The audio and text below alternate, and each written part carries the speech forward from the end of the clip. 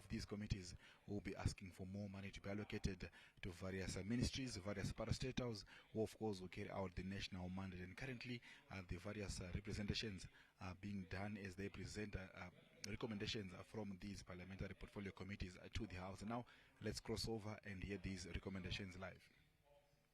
Participate. However, the budget for these events is insufficient. In addition, the ministry is expected to organize Nanga, Kota, Ikliba programs overseen by our First Lady. The ministry's budget is expected to arrange appropriate entertainment from artists and sports figures to ensure the success of these events. The committee recommends that the Ministry of Finance should explore alternative funding sources or create special funding to adequately support these important cultural and national events. For example, the ministry could seek sponsorship from local businesses or secure grants from cultural organizations to supplement their budget.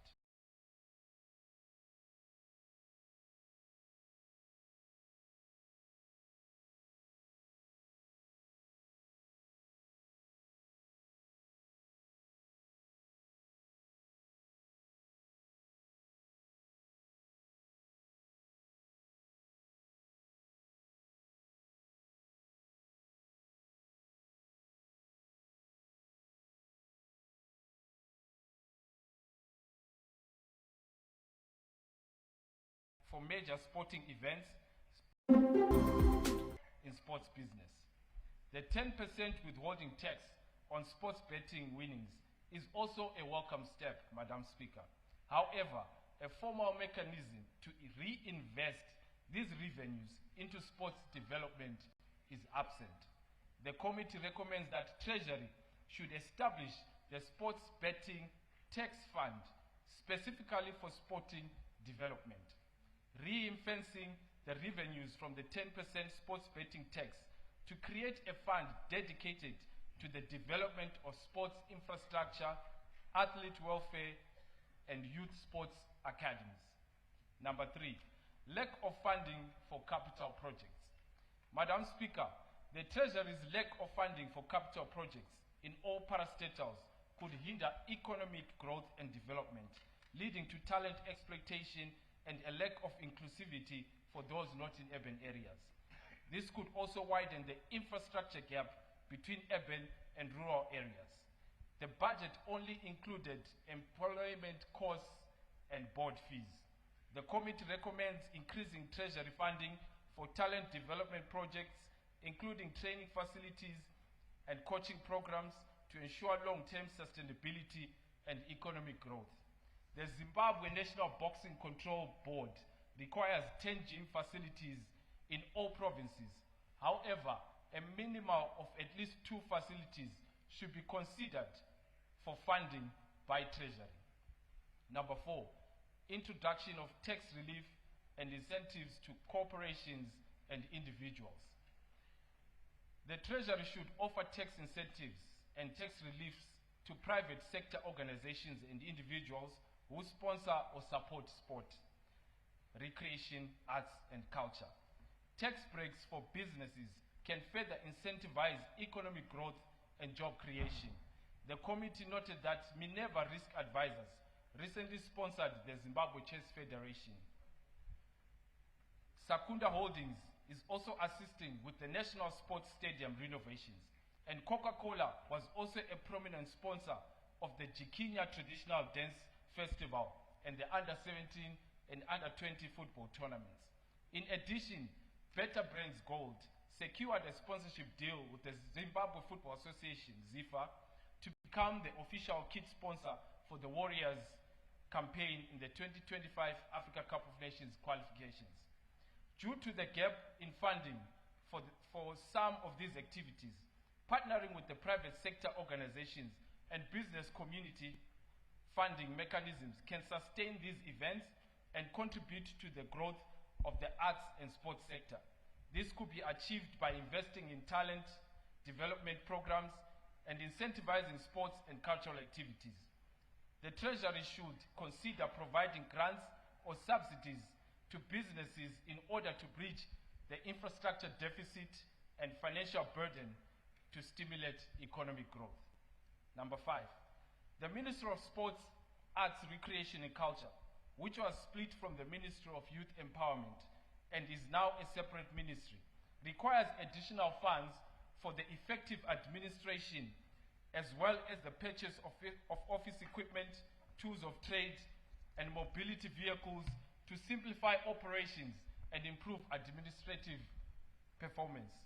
A reduced vehicle fleet of 7 across the whole country does not allow staff at the head office, provincial and district offices to carry out their jobs efficiently. This increased financing would allow the ministry to strengthen its ability to organize and sponsor athletic events as well as promote cultural activities.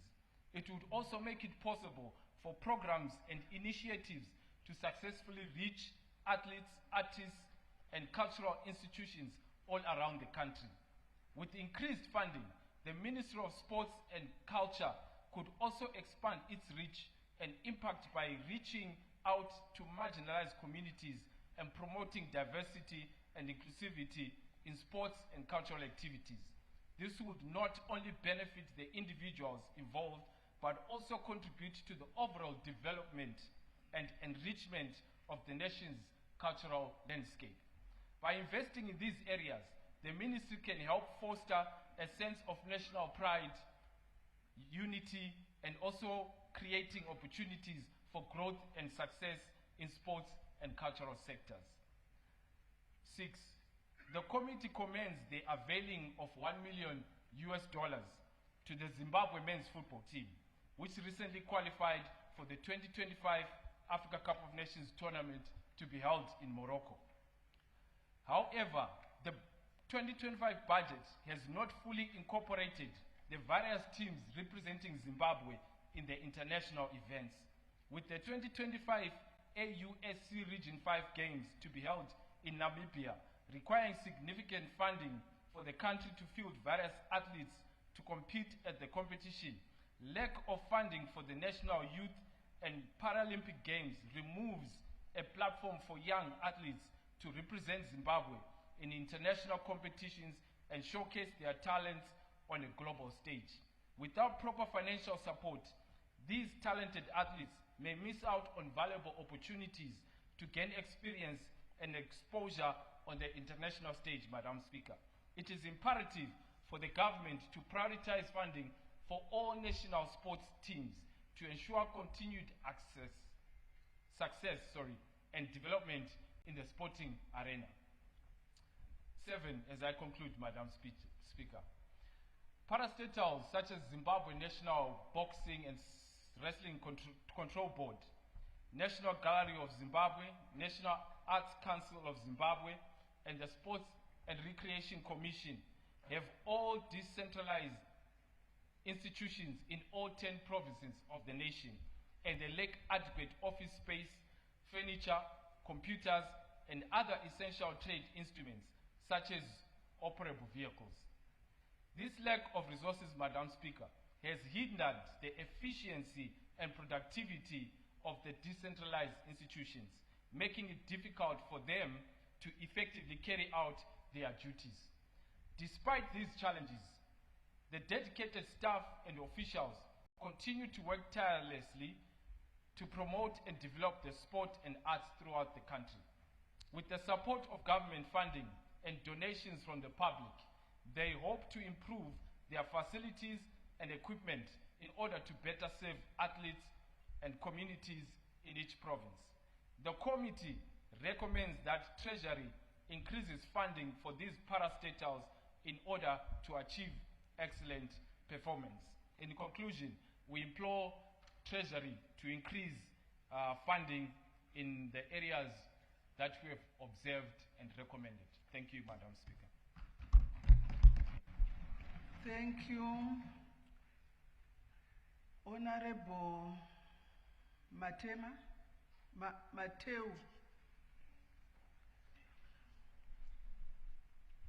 Thank you, Madam Speaker, ma'am. You seem to have Honorable Matema on your mind of late.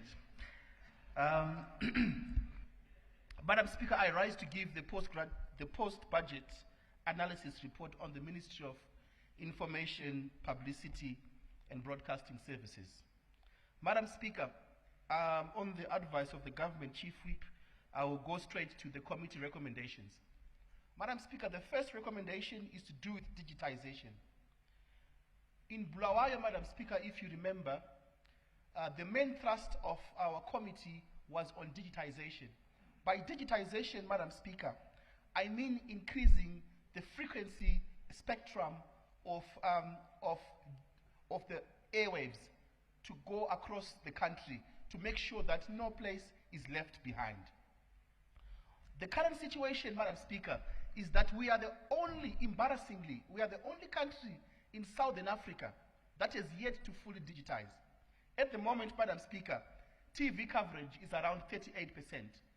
We are 10 years behind the International Telecoms Union deadline of 2015 to fully digitize.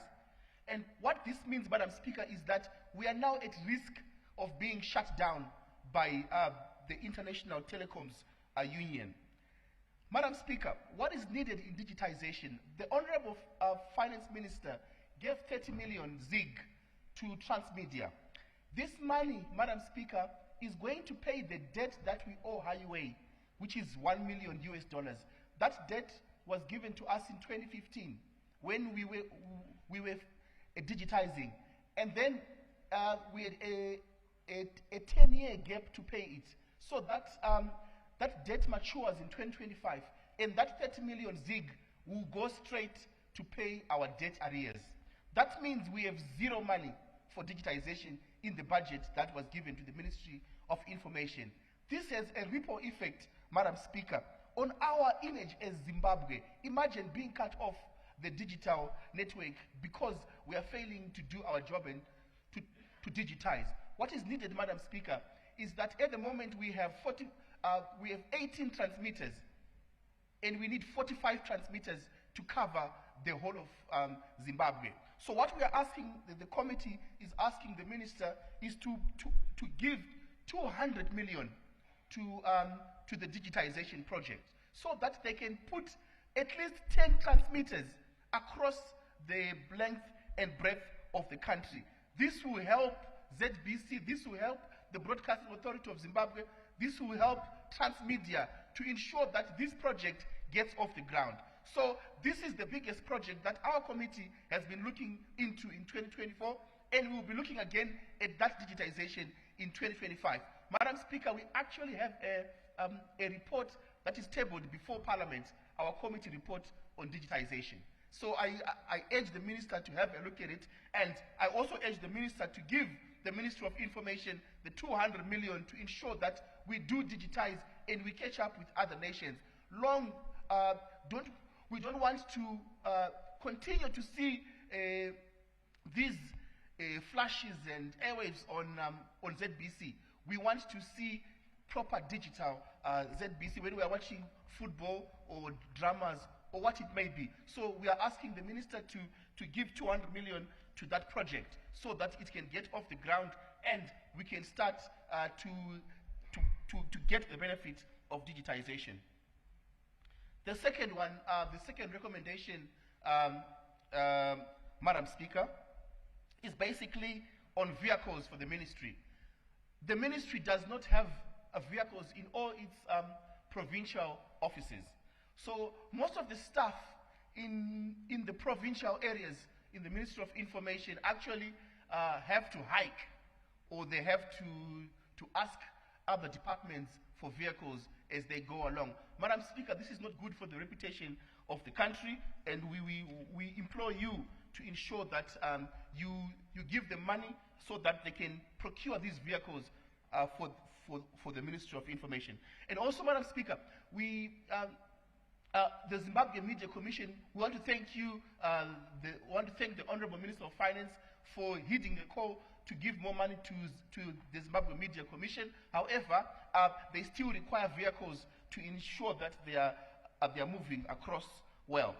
The third recommendation, Madam Speaker, is the capital expenditure in terms of purchasing office equipment. I would challenge the Minister of Finance, Madam Speaker, to go to Ziftesa, for example, and see the kind of furniture and equipment that is in those offices. And this is across the whole ministry in all the provinces. The furniture is atrocious, and we urge the minister to add more money, more capital expenditure for office equipment for the ministry, so that they can move with the standards and they can also catch up with other ministries in terms of their furniture. Madam Speaker, ma'am, in conclusion, the ministry plays a pivotal role in the dissemination of information for the nation and promoting public communication and image building for the nation. However, the capital grants and the expenditure bids, which is most likely to compromise the efficient service delivery by the ministry and the MDAs under it. There is a greater risk of non-completion of the digitization project due to inadequate funds and exchange losses. Hence, digitization should be a priority for the country. Unlike, Madam Speaker, unlike other ministries, like the Ministry of Mines and so forth, of Agriculture, who have places or things or tangible that they can get to create money, the Ministry of Information is a very central government department that requires the government itself to fund it, to ensure that everything that is happening in government is well advertised, that the information about Zimbabwe reaches to every single thread and every single town and city of this country. This is why it's important for this ministry not to be overlooked every year and being given very little money, but actually the more the people know the country, the better. So I urge the Minister of Finance to, number one, make sure there is 200 million more to digitize. In fact, there is 200 million to digitization because there is nothing at the moment. And number two, to make sure we get those vehicles to the ministry. And number three, to ensure that ZMC gets those vehicles and also the office equipment. I commend this report to the House. I thank you.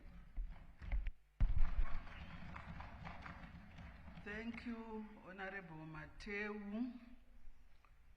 Any further debate? Honorable Moyopi.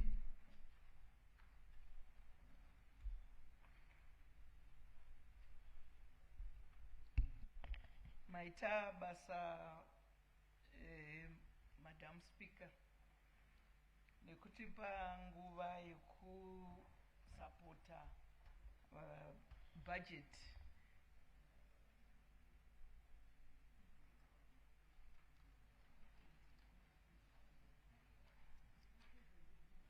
apere Ndererai zvenyu mberi. Zvakanaka ndakamboita dambudziko zvakare nezuro ndichida kusapota, ndofunga ndinonyanya kufarira kutsigira bhajeti rakabuda muno naminista vedu vefinance. Ndiri kufara chaizvo nebhajeti iri, asi chatata kukumbirawo ndakanangana nemadzimai kuwedzerwa mari yezvakasiyana zvandichataura. Sekuziva kwenyu nguva ino minista inguva yezhara chaiyo, uyezve kwakapisa gore rino zvakanyanya. Saka madzimai ndivo vanonyanya kuve nedambudziko rakanyanya kukura, nokuti ndivo vanonangana nezvakanyanya zvekuchengeta mhuri. Tinoona kuti chikafu gore rino vamwe vari kutorara vasina chavadya pamusana pekuoma kwekunze. Saka taachikumbirawo kuti kudivi remadzimai kuwomen affairs dai mawedzerawo kuti chikafu chiwanikwe, chitengwe, kuitira kuti vana mai nevana varege kuve nedambudziko. Tiri kuonawo zvakare kuti nekuoma kwekunze marimiro atichaita achanga akaoma zvikuru. Mari yamakaisa kana kuti yamuri kutarisira kuisa kuwomen affairs, tiri kuona kuti ichatadza kunyatsotibatira zvikamu zvakafanana nekurima. Kana takatarisana nekurima kwekudiridzira, kumusha kuti akutotarisira kuti kwandirobva inini semuinzaniso umwe neziwest tine mvura iriko yakawanda zvikuru asi haisi kushanda. Saka tachikumbirawo kuti mubhajeti mudai mari yawedzerwa, hongu makawedzera zvenyu asi tachikumbirawo kuti iwedzerwe imwe yakawanda kuitira kuti vana mai vawane irrigation zvimagadheniwo zvokuti vakwanise kudiridza miriwo vachiita tuminda tusingaome sekuoma kwakaita kunze kuno kwakaoma zvakanyanya zvokuti kana tiine mvura iripo zvazvida kuti dai kwaita mairrigation schemes nechirungu, asi madiridziro iwayo anoita magadheni anokwanisa kuti vana mai vawanewo kurima zvakasiyana siyana zvinoita kuti kana tawirwa nenzara sezvataita gore rino vanokwanisa kurarama nevana. Ndiri kutarisawo zvakare kuti kumadzimai ikoko vazhinji vari kungotengesa munzira, ndo vari kusangana nematambudziko akawanda ekuti havana pekutengesera pakanaka. Ungatarisa kuti vane vakagara padondo pasina kana toilet kana chimbuzi hapana, zvose hapana. Saka takatarisawo kuti mubhajeti dai mawedzerawo mari kuti vawanikowo vachiisirwawo nzvimbo dzekutengesera dzakanaka, uyezve vachikwanisawo kutengesa zvine udzamu zvinoremekedzwa zvokuti mari yavanowanawo ipapo ichaita kuti mhuri isununguke iwane mari yakati wandei. Ndichitarisawo zvakare kuti nguva inei tiri panyaya yekutarisa masaisai. Masaisai ari kunetsa kumadzimai kunyanya vari kumaruwa. Vane vachitawo kutaura kuti zvirimwa zvavo zviri kuuya nguva iyi kana kuti zvii panodawo kuwedzerwa mari kuti vana mai vawane kuwana zvinobatsira pakuti vakwanise kutaura nekukasira, nekuti mari dzavo dzinouya futi mumafoni. Saka kana kusina masaisai akakwana vanotadza kuita zvavanoda. Tichitarisa vemabhizinesi echidiki anonzi small and medium enterprises, zvakanyanya kurerekera kuvanhurume. Vanhukadzi tinoona vashoma vane zvimabhizinesi izvozvo zvokuti vakwanisawo kuraramawo vachikwira, vachirege kuramba vachingotengesa vari munzira, vachingoendwa neguruva, vachingoita zvikafu zvavo zvichiendwa neguruva. Dai mari yaiswawo kuti madzimai apindawo mabhizimisi anoti remekedzeiwo madzimai, ende vachionawo kuti mhuri dzavo dzichiuyawo kuvashanyira vachitengesa, vachionekawo kuti vana mai vakuitawo mabhizimisi kwavo. Saka mubhajeti minista tachikumbirawo kuti dai mari yawedzerwa kuitira kuti vana mai vawane kushanda kwakanaka.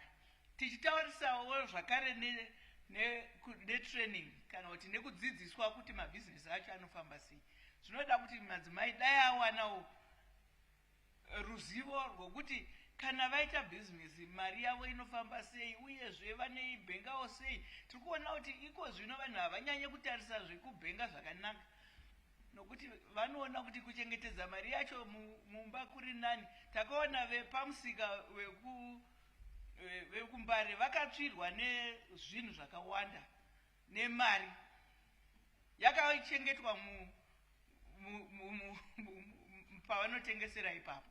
Saka zvinoratidza kuti dai kwatariswa kuti mari yaendeswa kudivi iroro kuti mabhengi anyatsozikanwa kuti anoshanda zvakanaka uyezve awane mari. Tine bhengi redu remadzimai rinonzi Women's Bank, rachidawo kuwedzerwa mari. Mari rakapiwa ndakaona iri shoma zvikuru, nokuti rinodawo kuti rikure richibatsira madzimai kuru kunyanya, nokuti ndoko vakasununguka kuenda vachinotsvaga mari ikoko, vachiwana mariwo ine udzamu, kwete mari shoma yekungoti vaite zvekutengesa munzira zvandandichitaura. Ndine nyaya yakananganawo zvakare nekukwereta. Ndachitaura nezvekubhengi. Kana bhengi remadzimai rikawedzerwa mari, zvinoratidza kuti nezvikweretuwo zvichakweretwa madzimai kuti vaitewo bhizinesi kwaro rinokwanisa kuti rivabatsire ibhengi kwaro rinenge riine mari. Zvino remadzimai bhengi iri tiri kuona kuti mari yaro yakapiwa ishoma zvikuru zvokuti havakwanise kuti madzimai akwerete mari neudzamu, vanongokwereta kuma$50. Saka zvinoratidza kuti madzimai anoramba akangotariswa pasi achingonzi vanokwereta tumari tushoma shoma, uyezve nemabhizinesi avanoita haana anoatarisa kuti madzimai ave anotarisirwa kuti vave vanobudirirawo vachiita zvinhu zvinotaridza kuti vari kuitawo zvine musoro. Ndichitaura nenyaya nenzvimbo dzekusenzera dzakanaka, ndikatarisawo nenyaya yetransport kuti kazhinji kacho vanotsvaga zvekutakurisa zvinhu zvavo zvavanotengesa, zvinoda kuti vawedzerwewo mari pakufamba ikoko, kuti kana vachifamba nezvinhu zvavo migwagwa iyoyo yakatadzika zvakanaka, uyezve ivo vawane kusununguka vachifamba zvakanaka. Ndatarisawo zvakare nenyaya yemagetsi. Magetsi ane chokuita chikuru kumadzimai anotengesawo zvinoda kuti zvirambe zvichitonhora. Saka kana tisina magetsi, takatarisana nekumaruwa, dai tatarisa kuti Women's Affairs yawedzerwawo mari yekuti kuiswe sola. Masola chinhu chinoshanda zvakanaka kumamisha, nokuti kana vaine sola vanamai vanogona kuchengetawo kana vachitengesa zvinoda kuti zvitonhorere, vachitengesawo zvinhu zvakaita sehuku dzavo vauraya, vanoda kudzichengetedza kuti dzirege kuipa, vanodawo sola. Asi kana takatarisa magetsi, tiri kuona kuti magetsi ari kunetsa mazuva ano. Saka ndafunga kuti dai vawedzerwa kuti vave nemasola kuti vasimbise mabhizinesi andataura ema-small and medium enterprises. Takanangana zvakare ndakuenda kune zvekuforeign affairs. Ndoda kusapota zvakabuda mukomiti yedu yeforeign affairs kuti dai kwawedzerwa mari. Munongoziva kuti foreign affairs ministry ministry inotarisa nezvekunze kunyanya. Saka mari yavanopiwa inofanira kuti isvike nenguva, kana kuti mango allocata mari ngaikurumidze yasvika kuministry uku, nokuti vanosenza nevanhu vari kunze kwenyika. Saka kana uri kunze kwenyika zvakaoma. Ini ndakamboendawoko ndikagarahoko kumamisheni iwayo. Kana usina mari unenge murombo wokupedzisira, uyezve nyika yako hainyatsove nepicture yakanaka kune vekunze ikoko. Saka ndachikumbirawo kuti dai mawedzera mari kumari dzavo dzeforeign affairs, uyezve kuti kana vaakubhadharwa mari vawanikwe zvikwereti zvikwanise kunge zvichikavhika, nokuti vanokwereta mari kuti vakwanise kurarama kana vasina mari.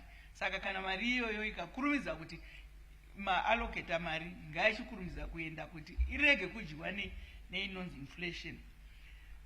Ndakatarisazve veforeign affairs vari kuita inonzi Osaka expo. Inotibatsira zvakare kuti tiwane kushambadzira nyika yedu ichikwanisa kuzikanwawo nechimiro chayo. Zvino tatarisa mari yakapiwa ikoko, taona kuti mari iyoyo hainyatsokwana kuti kushambadza kwenyika yedu kunyatsosvika patinoda chaipo chaipo. Dai yawedzerwa mari vakwanisewo kuita zvikwanisiro zvakanyanya kuitira kuti vakwanise kushambadza, uyezve kutengesa zvavanenge vatengesa zvichiratidza kuti Zimbabwe iri kuzikanwa kunyika dzose. Tine nzvimbo dzakaita semaembassy ari kupiwa nzvimbo dzekuti vavakire maembassies, inonzi exchange program muchirungu. Dai yatarisiswa zvakare iyoyo kuti isapotwe. Izvi zvinongotarisa kuti bhajeti rinofanira kunge rakatarisana nazvo kuitira kuti mari idzodzo dzigokwanisa kuve dzinosvika nenguva, asi chikuru ndechekuti mari iyi dai yabuda nenguva uyezve isadyiwa neinonzi inflation, kuitira kuti igokwanisa kuchinjwa ichiinda kunze, nokuti mari dzedu dzemaziga aya tinongoashandisa munhu kana akunze anenge akuchinjwa. Saka izvozvo kuti dai bhajeti yacho yatarisisa kuti tine nyaya yekudyiwa kwemari kuti inozoshomeka pane zvatine takumbira kana kuti tapiwa. Naiwayo mashoko ndodawo kutendai Honorable Speaker nekundipa nguva yekutaura nebhajeti redu, asi ndiri kurisapota zvakakura. Ndinokumbirisa kuti dai rakurumidza kumhanya kuti ritibatsire mune zvakawanda zvatiri kuda kuti zvibatsirike. Ndatenda. Tinotenda mazvita. Any further debate? Honorable Simoyo.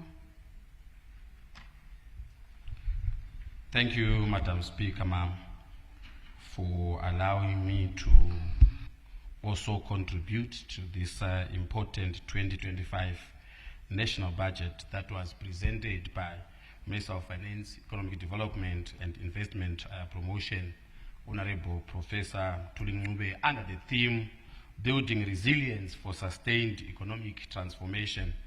Resilience, Madam Speaker, ma'am, in economic development context encompasses the ability of a local economy to withstand and recover various shocks and stressors while also adapting to changes, ensuring long-term sustainability and growth. Madam Speaker, ma'am, while the budget takes commendable steps toward addressing key developmental challenges, particularly water and energy infrastructure, its success will depend largely on timely action and sufficient resource allocation to achieve the intended outcomes. The budget is important in the sense that it is the last national budget in this phase of NDS1 that became operational in 2021 and ending next year, 2025, Madam Speaker, ma'am. Honorable Speaker, this budget must therefore address all the gaps that are left for the remaining 12 months for us to achieve the intended targets. The economic transformation can only be witnessed when the national budget is responding to expectations of citizens and other stakeholders. Hence, this budget must address the issues to do with health, energy crisis, high unemployment rate, water crisis and infrastructure, advanced technologies, climate change, production levels of our industry, among others. Paragraph 485 of NDS1 states that National Dam Safety Plan will be developed and implemented so as to strengthen existing capacities for water resources management and further develop water resources to cater for existing and future demand, as well as reducing hydrological and climatic vulnerability. The water crisis, Madam Speaker, ma'am, in Bulawayo remains a severe challenge affecting both residents and industries.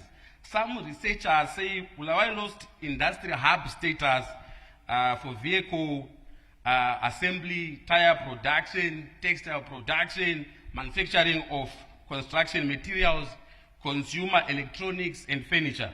Food processing was also a key highlight of industry in Bulawayo, of course, not forgetting the processing of leather and manufacturing of leather products.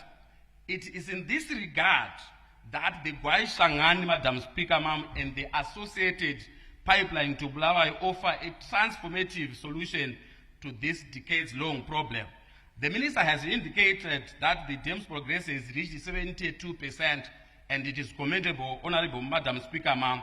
That means we are left with only 28%. And the budget allocated 700 million ZIG for completing the dam and 282 million ZIG for the pipeline. While these allocations demonstrate recognition of the importance of these projects, the current estimates suggest that the completion of the dam and the pipeline, as well as commissioning of it in 2025, will require approximately 1.2 billion ZiG. The shortfall in funding, Madam Speaker, ma'am, poses a significant risk to the timely completion of this critical project. First Republic has done well on this project because there is action on the ground. I therefore, Madam Speaker, ma'am, say let's prioritize this project once and for all by allocating the 1.2 billion ZiG. There is no doubt that Gwaishangan will be one of the resilient, as to our theme, infrastructure poised to economically transform the well-being of Matabeleland North, Bulawayo, and a lesser extent citizens of Matabeleland South, in that Bulawayo will then draw less water from Matabeleland South dams. Madam Speaker, ma'am, delays in completing the Gwaishangan Dam and pipeline will perpetuate the dire water shortages in Bulawayo and deny the city the economic opportunities that a reliable water supply would unlock. Beyond addressing the needs of residents, this project is vital for reviving industrial activity in Bulawayo because there are industries that require consistent water supply for operations.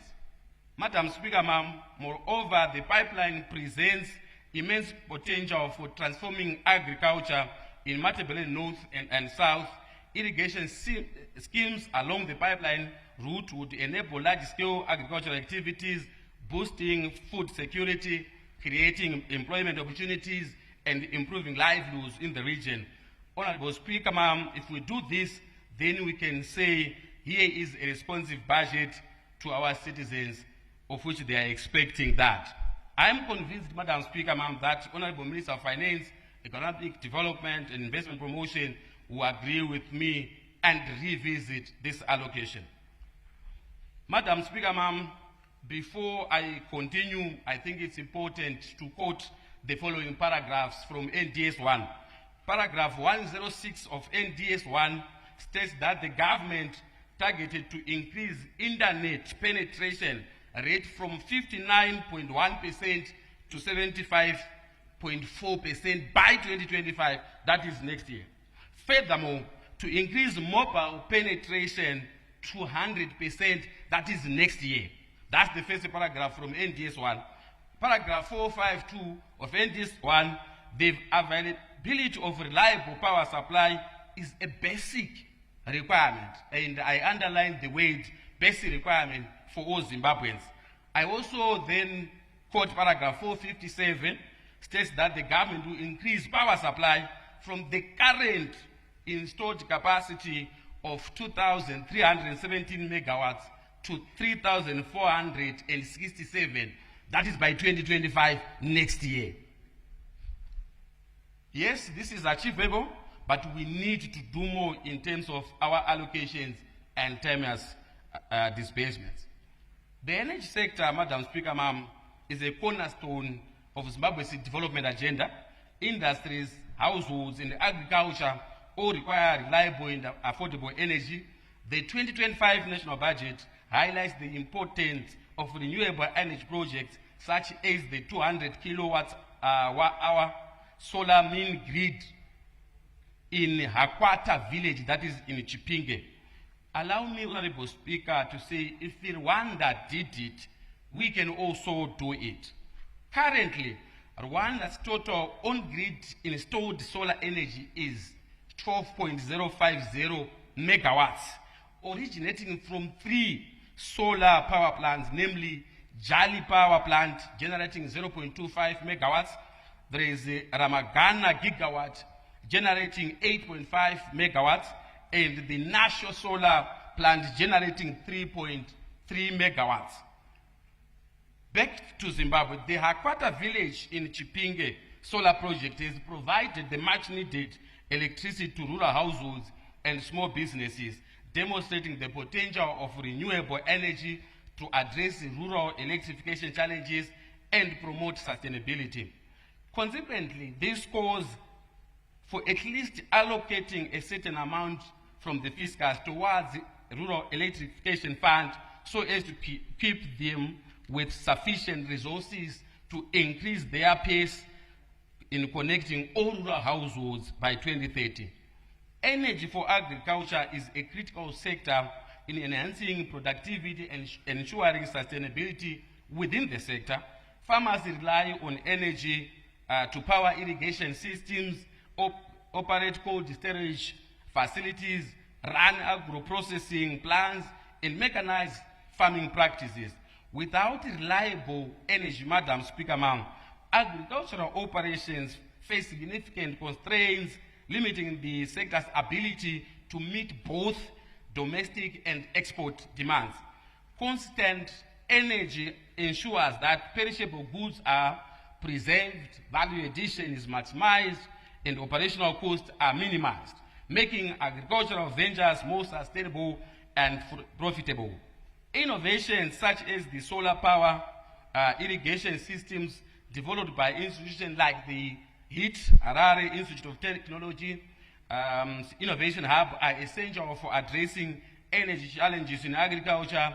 These solutions can reduce dependence on the national grid, enhance water access, and improve productivity in rural areas, ultimately complementing agricultural output and overall reducing the impact of power outages. By prioritizing energy solutions tailored for agriculture, Zimbabwe can empower farmers, stimulate rural economies, and attract investments into agro-industrial projects. This approach, Madam Speaker, will strengthen the country's position as a competitive player in both regional and global agricultural markets.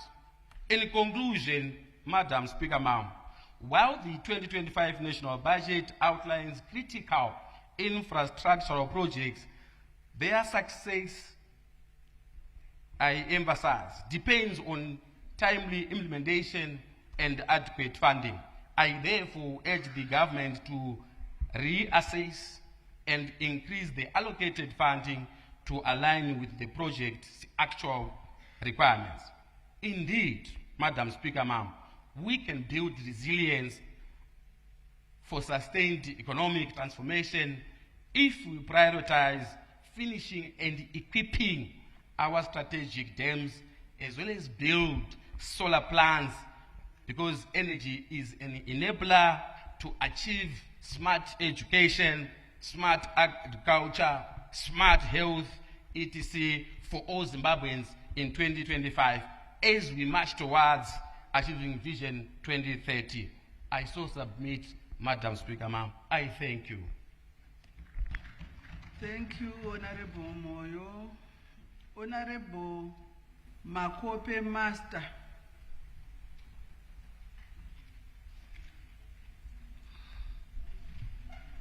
Thank you, Madam Speaker, for giving me this opportunity to comment on the 2025 national budget. I've been looking at higher and tertiary education. There is a new vote, which is the work for fees. I really want to thank the Minister of Finance in considering that a new vote, because it also looks at those learners who have a lot of potential, especially in deep rural areas, with a lot of potential in academics, but they fail probably because of lack of financial support. I hope that that fund will be administered diligently in our institutions of higher learning. And that is one of the areas where our budget is looking at those people who are poor. Therefore, our budget is pro-people and is people-centered. I want to thank the Minister for that. I also look at the small amount given to the Ministry of Environment, Climate and Wildlife, considering the cross-cutting nature of this ministry. It infiltrates into other sections of our economy, And Madam Speaker, the severity of all the disasters which we can see in the globe depends on the preparedness of that particular nation.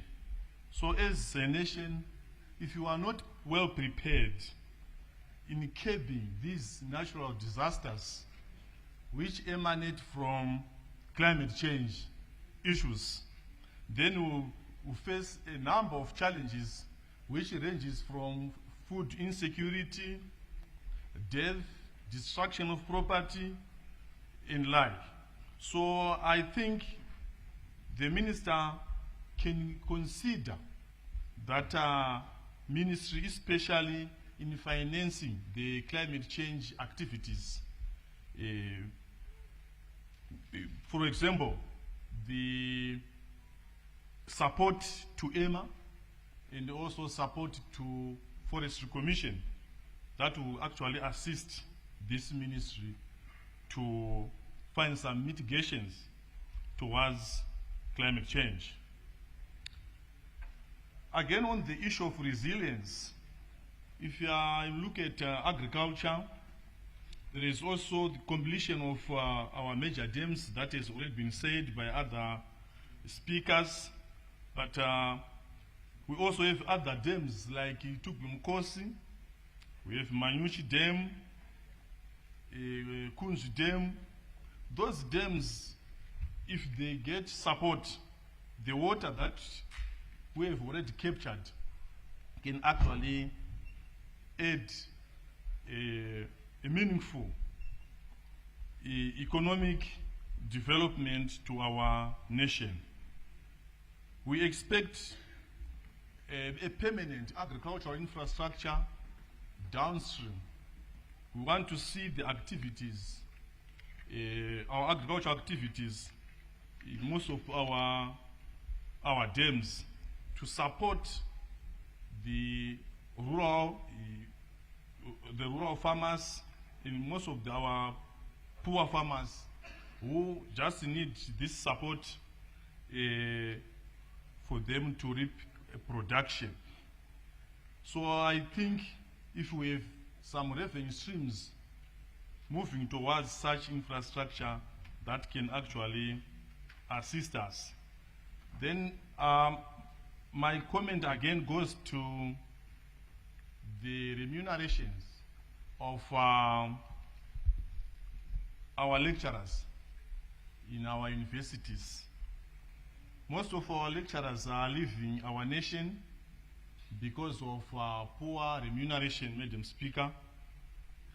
But if we look at our economy currently and our vision, we are looking forward to see a transformation of our economic activities because of the innovation hubs and then part of research. And this job is being done by our experts, our lecturers or our professors who are leaving because of probably poor remunerations, and they are going for greener pastures in other nations. So I think if we look closely to that vote and assist them, that will actually assist our country. Madam Speaker, my last comment goes to BIM, the Parliamentary Committee on Budget. They've already advocated for on primary education, primary and secondary education. They advocated for the movement of BIM from the Ministry of Social Welfare, Public Service in Social Welfare to education. That is a noble idea, and I also want to commend our government, the Minister of Finance, for the payment, the recent payment they've done to our BIM students from 2021 to 2023. I hope they have to maintain that. Then lastly, the issue of payment of our farmers who support our GMB. We need to find a deliberate strategy or move where we can support our farmers or encourage our farmers to supply their grains to GMB and they get their payment in time. Then overall, the allocations which we have, generally they are fair if we are looking at our budget, but my plea to the Minister of Finance is to make timeous disbursement of these funds to different ministries so that our technocrats can implement the major socio-economic activities which are needed. Thank you. Thank you, Honorable Makope. Honorable Spencer Chuma.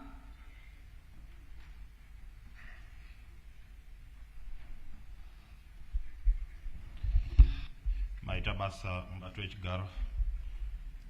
Ndasimukawo kuti ndiwedzerewo ndichitsigira budget rakawiswa mumba muno na Minister of Finance. Madam Speaker, ndoda kungobata-batawo zviviri zvitatu zvandinofunga kuti Minister vangazvitorawo vakagadzirisawo kuti vatasanudze kuti budget redu rivewo budget rinorerukira ruzhinji nekufadza ruzhinji rweZimbabwe. Ndoda kutanga kutaura nezve vakatiwo income tax kana kuti mari iri kuzobatirwa avo vanotambira mari nemazigi kuti vachange vachibatirwa zvimwe zvikamu pavanenge vachihora mari dzavo. Madam Speaker, tikatarisa mukutaura kwavo 8,400 zig inenge ichibatiwa ningati 20% inova inoenderana ne 1,680 zig. Tikatorawo mari tikaisa kumadhora ekuAmerica toona kuti inogona kuenzana nekuma $56. Saka tinoona sokuti mari iyeyi yakati wandeu, zvekare inoda kuongorogwa kuti dai zvaibvira yadziswa. Ndichitarisa ndingangofananidza mari ine yatinoti pay as you earn yanga yagara ichingobatiwa kuti mabatirwo yanga yakaita anga akanaka kuti paibatiwawo mari dzatingati dzisina kunyanya kuwandawo zvakanyanya. Iyi inenge yauya yati wandeu zvokuti inogona kuti vana veZimbabwe vanoshanda vaone sekuti rava zinda kupa zinda kutorera. Nokuti ipapo zvekare $8,401 inenge yakwira yakubatirwa futi percentage yakati wandeu inenge yasvika iyo 25%. So tachida kuti Minister vapaongorere ipapo nokuti pavanowedzerawo mari kuvashandi takatarisawo mari dzakawedzerwa kunyanya kuvashandi vehurumende vanotambira mari takaona vamwe vachiwedzerwa $40 mari yakaenzana $40 kumadhora ekuAmerica. Saka inopindawo yairatidza kuti apa ishoma kudarika yainozobatwa. Saka tachida kukurudzira kuti hurumende ngainyanye kurega kutarisa kutora mari kumari dzemuhoro, itsvakewo dzimwe nzira dzaingatsvaga nadzo mari kusapota kana kuti kubatsiridza kuti tiwane mari inokwanisa kubatsiridza maministry ose ari kuchema kuti mari dzavakapiwa ishoma, nokuti kana tikatarisa tinoona kuti hapana kana ministry imwe chete yakapupura kuti inogutsikana nemari yavakapiwa neMinistry of Finance. Madam Speaker, ndoda kutaura zvekare panyaya yema-minerals, nyaya yezvicherwa zvedu. Ndoda kutangira pakuti Minister of Finance ngavacherechedze zvikuru kuti vape Ministry of Higher and Tertiary Education mari yakati wandewo, nezvikonzero zvinoti ma-university nama-colleges edu kune anopa zvidzidzo zvinobata mining and processing. Tikatarisa kumining tiri kuramba tiri kumashure zvikuru, nokuti hatina kana kuti ma-university edu haasi kubuditsa vana mazvikokota vanogona kuona kana kuziva zvicherwa zvedu zvatinazvo zvinodarika 60 zviri munyika ino yeZimbabwe. Vamwe tinokwanisa nyangwe muno mumba kungoziva kuti kune chicherwa chinonzi chakati chakati, asi kuti achizive munhu anenge asingachizive. So tinokurudzira kuti vana kana kuti vadzidzi kumayunivhesiti nekumakoleji vazive zvicherwa izvi, vadzidze zvine udzamu kuti tisawana tichizovhurirwa kana kuratidzwa kuti iyi ndiyo lithium yawanikwa kunzvimbo yakati nevanobva kune dzimwe nyika. Madam Speaker, ndinokurudzira zvekare kuti Minister of Finance vacherechedze kana kuti vape ma-university nema-colleges anopa zvidzidzo zvinoenderana nezvezvicherwa ma-mining rights, kuti vakwanise kudzidza sezvinoitwa kune vanodzidzira kurima. Ma-colleges ese mazhinji, regai nditi mazhinji, anodzidzisa zvokurima ane minda yavanoenda vachita tingati kuchirungu ma-practicals. Saka tikatarisa kune kuma-university nema-college anopa kana kuti anodzidzisa zvezvicherwa, tinoona kuti vanorarama nekuzonoisa vana kune imwe migodhi iri padhuze navo kuti vanodzidza kuti vazive. Asi tinoona izvozvo zvisingafambi zvakanaka, nekuti zvinoda kuti vapiwewo migodhi kuti uyu mugodhi uyu ndewe koromu, uyu mugodhi uyu ndewe goridhe, uyu mugodhi. Votanga vachidzidzira pavo ipapo pachikoro pavanenge vapiwa ma-rights avo kana kuti ma-mining rights avo, kuti apa ndo pamunenge muchimaina imimi. Vodzidzira kuti zvino exploration kana kuti zvicherwa izvi zvinowanikwa sei pasi, nzira dzekuzviwana yatingati exploration, nzira yekuzvichera yatingati extraction, nzira yekuzvigadzirisa kusvika zvasvika panonzi ichi ndicho chicherwa chakati yatingati processing. So ndinokurudzira kuti Minister of Finance ngavazvitarisise izvozvo kuti ma-college akaita seiwawo apiwe ma-rights kana kuti kodzero dzokuti vange vachichera. Muno munyika tine migodhi yakawanda zvikuru yokuti havangatadzi kuwana pavanoita kuti vapiwe, even kumigodhi yana ZMDC iripo munyika ino yeZimbabwe, iyo inova nezvicherwa zvese munyika ino yeZimbabwe. Saka ndiro imwe nyaya yandakaona sekuti yakakosha iri kuita kuti tisarire kumashure panyaya yezvicherwa zvedu muZimbabwe. Ndotarisa zvekare nyaya yekutengeswa kwezvicherwa zvedu. Pane bandiko rinonzi Minerals Marketing Corporation of Zimbabwe. Bandiko iri harisi kuwanikwa richionekwa zvikuru panyaya dzekutengesewa kwezvicherwa.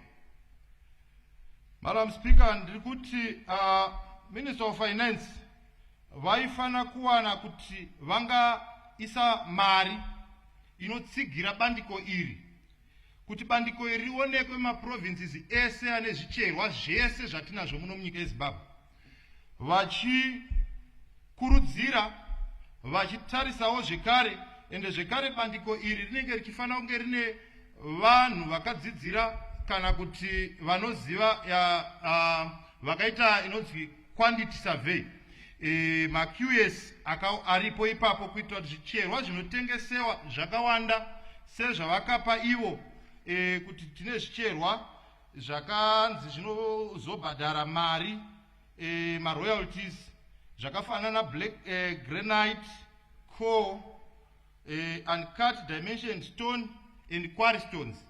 Tikatarisa zvicherwa izvi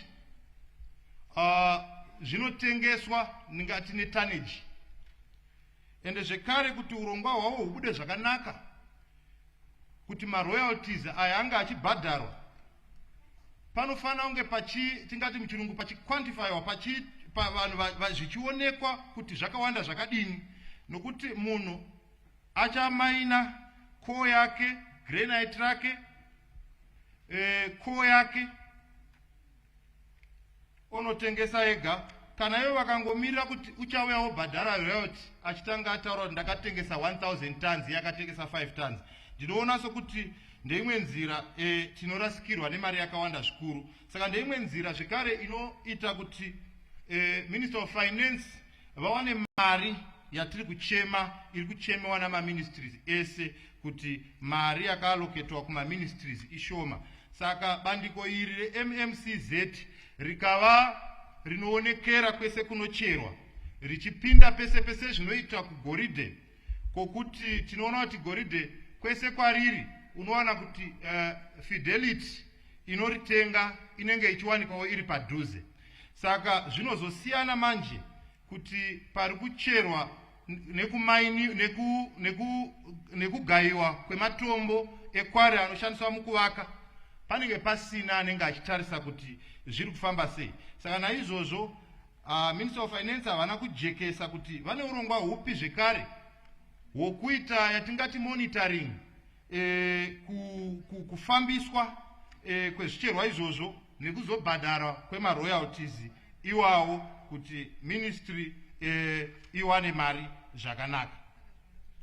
Madam Speaker, handingapedzise ndisina kutaura nyaya yezve nzara yatinayo. Minister of Finance,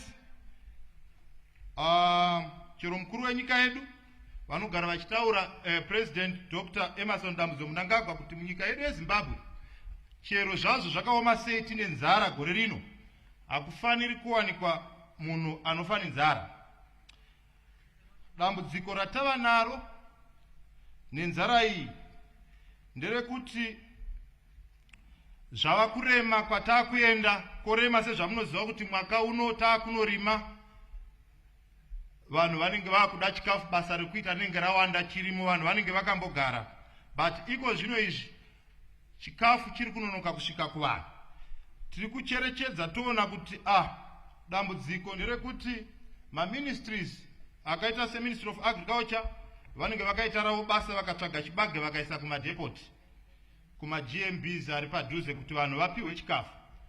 Asi dambudziko nderekuti Ministry of Finance haisi kuzobuditsa mari inoita kuti chibage icho chifambiswe chiende kuvanhu.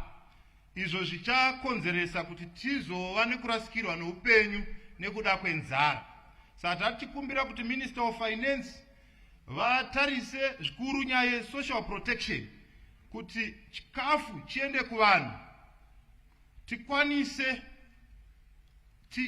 zvingadori nani tidzikise zvimwe zvese, titarise kuti vanhu varambe vari vapenyu, nokuti isusu mumba muno tese takadai ndo vanhu vatiri kumirira ivavo, ndo vanhu vakaita kuti tuye kuno kuparamendi, ende ndo vanotituma nemashoko iwawo. Saka zvekare pane zvinhu zvakawanda zvinoenderana nezvandiri kutaura izvozvo, kuti semuenzaniso tine Ministry of Agriculture ine bandiko rayo rezinwa rinoita zvokuchera zvibhorani, Presidential Borehole Scheme yakaparirwa naPresident.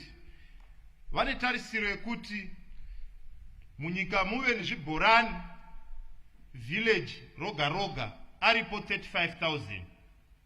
Asi tinoona kuti chirongwa ichi hachingafambi zvakanaka kana tichiramba tichiti tikaenda kuzinwa tikati mapapi voti hatina kupiwa mari naMinister of Finance. Toenda kuzinwa voti ma-MP imi kana vane diesel ravo vanokwanisa kutenga diesel ravo kana mapipe casing pipes munokwanisa kuuya muchitora, saka muchinochera mega. Saka tiri kuti isusu hapazove nekuenzaniswa kwevana veZimbabwe, nokuti kuna MP anenge achigona kuzviwana izvozvo, umwe asingagoni kuzviwana. Zvoreva kuti ava vana MP anowana ndo vachawana zvibhorani izvozvo.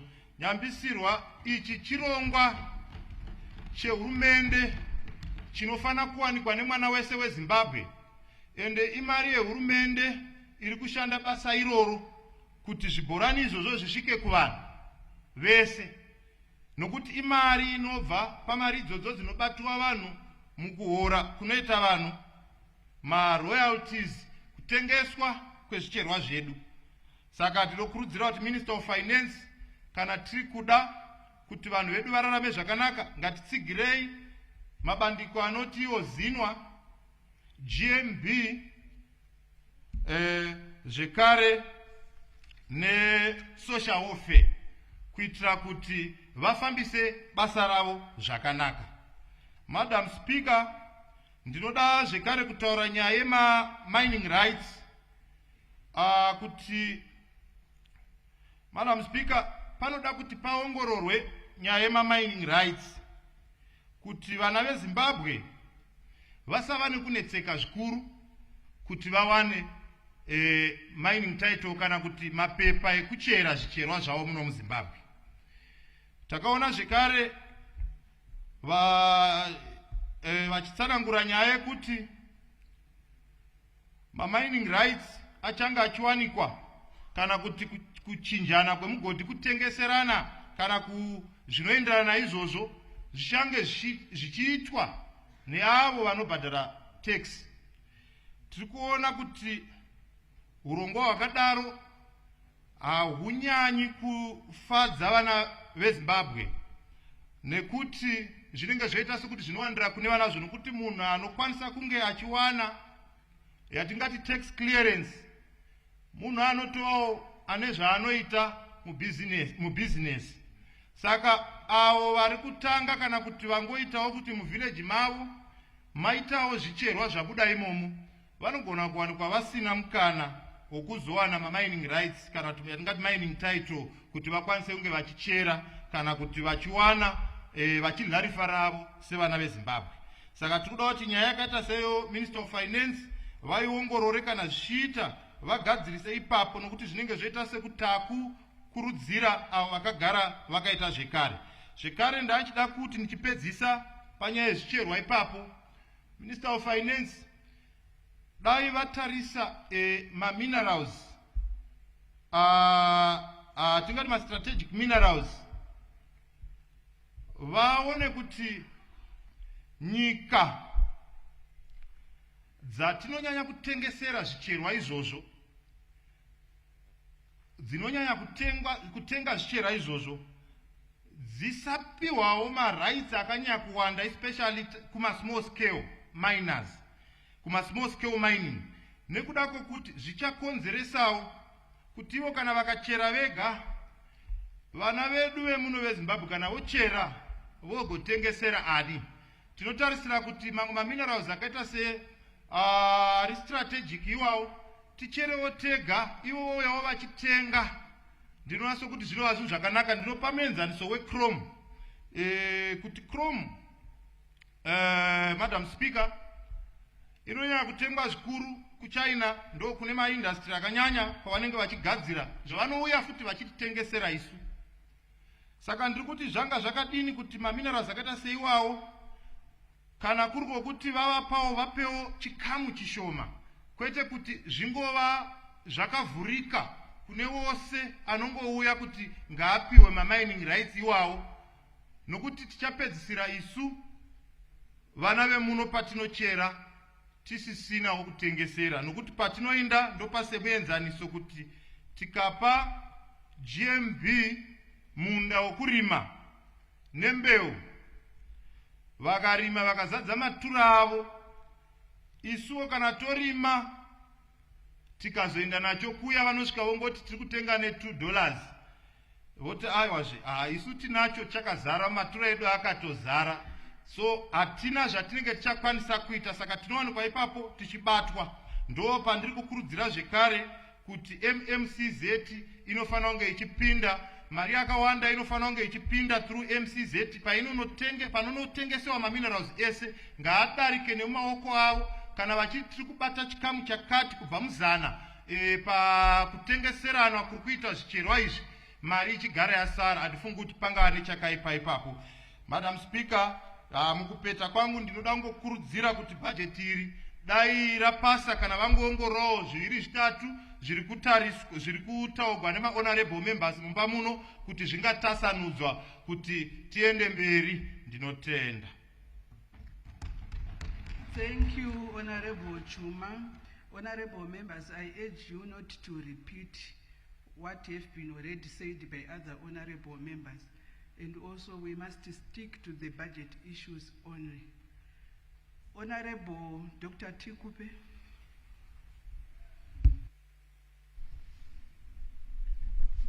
Thank you very much, Madam Speaker, ma'am.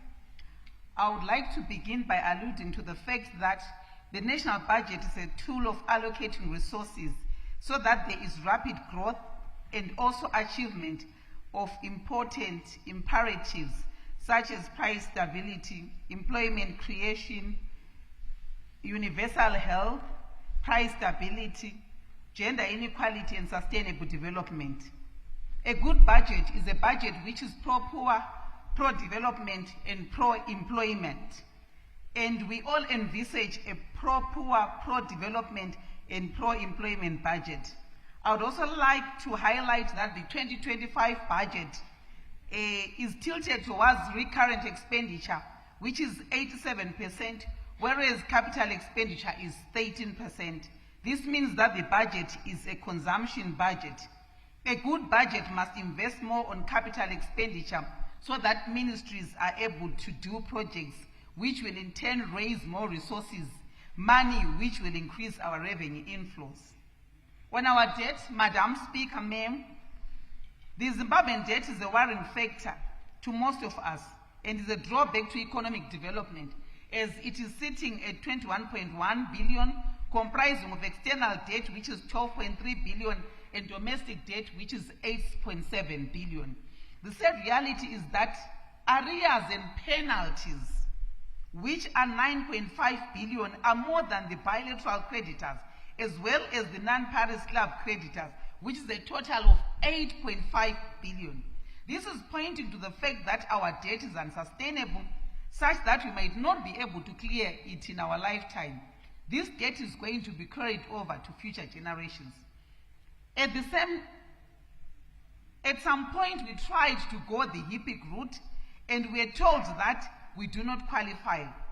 It was said that as much as we might be highly indebted, we cannot be classified as a poor country because we have enormous mineral resources. This brings me to the issue of coal-bed methane gas in Lupane-Lubimbi area, which is estimated to be 40 trillion cubic feet of recoverable gas and has a capacity of generating 6,000 megawatts, as well as the capacity of generating thousands of jobs and tons of fertilizer, among other things.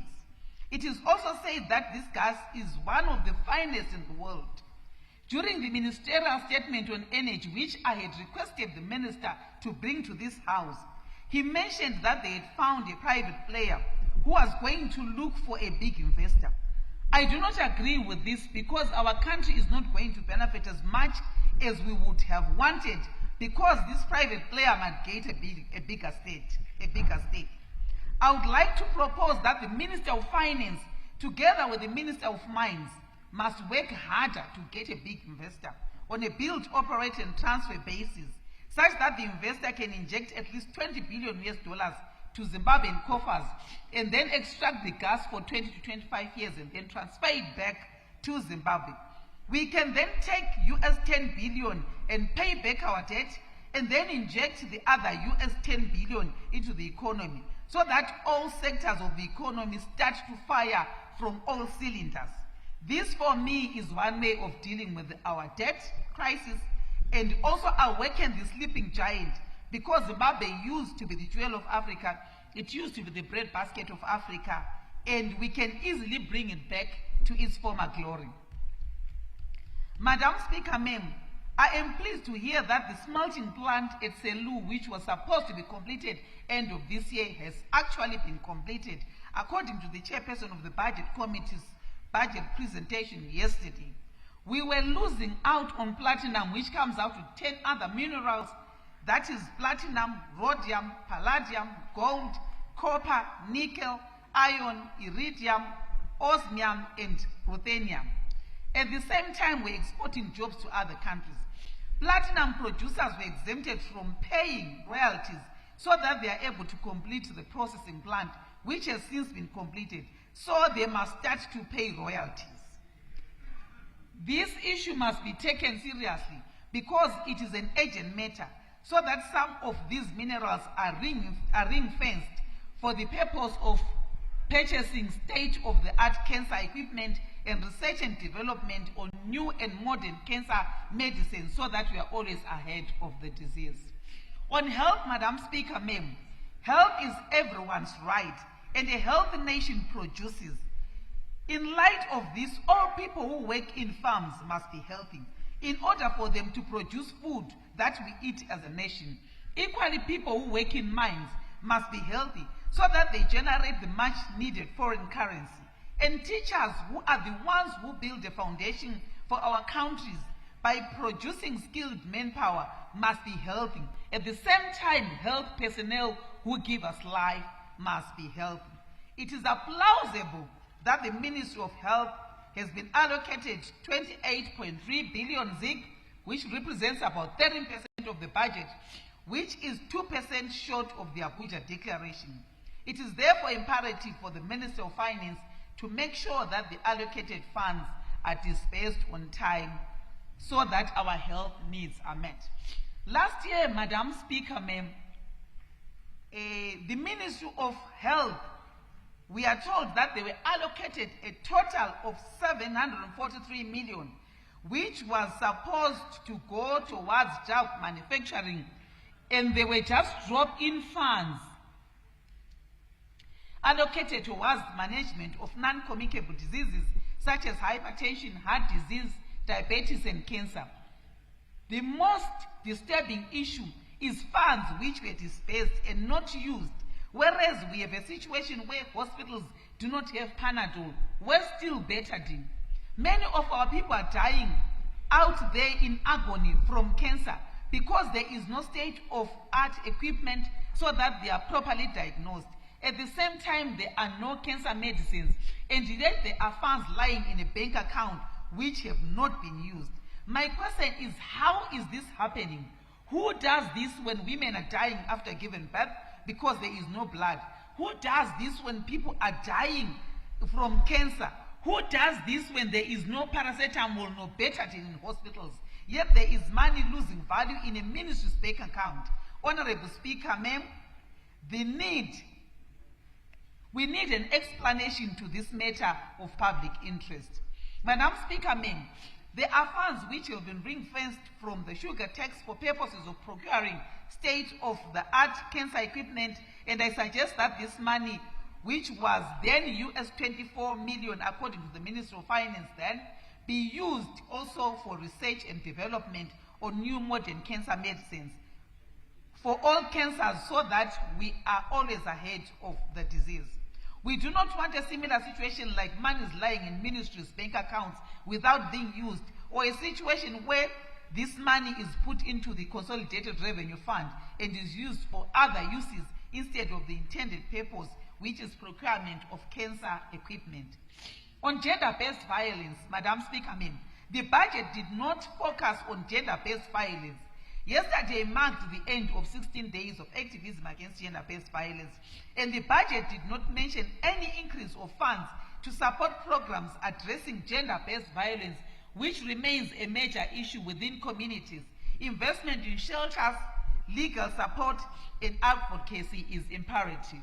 On the Women's Bank, Madam Speaker, in view of the high levels of informality, there is need to increase support towards the informal sector, which has about 80% female informal traders who need start-up capital. The 120 million ZIG, which was allocated to the Women's Microfinance Bank, which is about $5.2 million, is not enough to support women so that they are able to grow their businesses from micro to small to medium to larger enterprises.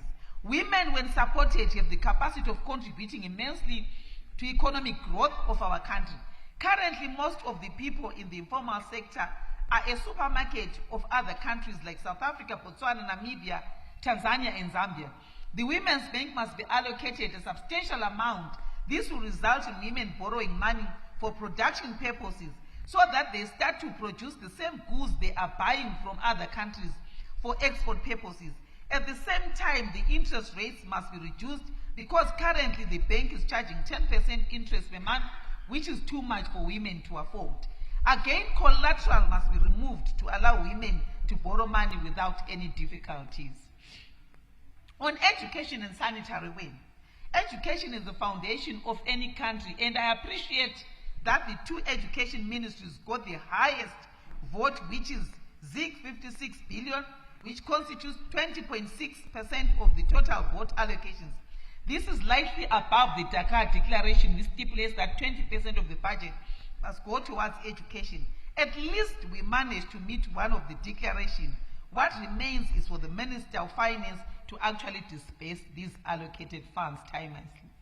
I would like to applaud the Minister of Finance for his little efforts of allocating 85 million ZIG towards sanitary ware, which is about US 3.4 million.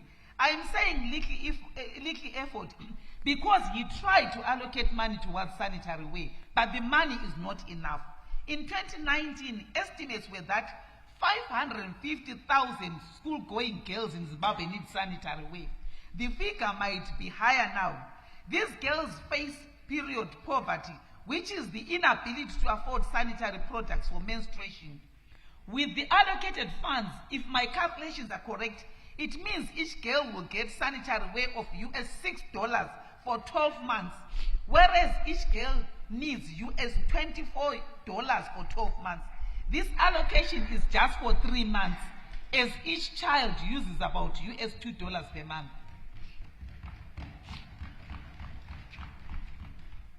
The allocation which will make sure that girls do not miss school because they do not have sanitary ware is about US 13 million. Can the Minister of Finance please make sure that funds for sanitary ware are adequate to cover the whole year, at the same time are dispersed on time, and that school girls get the sanitary ware all the time? Girls miss school for 5 days every month and 1 month every term. This results in girls failing to catch up with their schoolwork, thereby end up being left behind. This defeats the mantra of leaving no one behind, because girls are left behind because they do not have sanitary ware. More importantly, girls' rooms must be put in place in all schools and fully equipped with sanitary ware so that girls have access to sanitary ware without any difficulties. On Parliament, Mr. Speaker, Madam Speaker, Parliament is a very important institution because members of Parliament are representing 15 million Zimbabweans who desire a better life. Members of Parliament make laws which translate into development. Members of Parliament do oversight to make sure that money allocated to ministries is used prudently and reaches intended beneficiaries. More importantly, members of Parliament are the ones who pass this budget we are debating. This very important arm of government has been allocated 1.8 billion ZIG, which is about US $68 million, and the Minister of Finance, can the Minister of Finance allocate adequate resources for this very important institution, and that funds are disbursed on time so that members of parliament do their work effectively and efficiently. I would also like to implore the Minister of Finance to consider giving CDF allocations to proportional representation MPs so that female MPs also contribute to developing their provinces, particularly advancing women's interests, because if you empower a woman, you would have empowered the whole nation. In conclusion, Madam Speaker, Zimra is our cash cow, and this cash cow must be well fed in order for it to produce more milk. Milk which will satisfy all of us. Zimra requires an additional 4.1 billion for their operations to be carried out effectively and efficiently. Therefore, there must not be any negotiation when it comes to the Zimra bid. Can the Minister of Finance look for the shortfall and make good by allocating it to Zimra so that it collects more money to service our ministries and that our revenue inflows increase? I raise my case. Thank you very much, Honorable Kupe. Honorable Kani Andrew.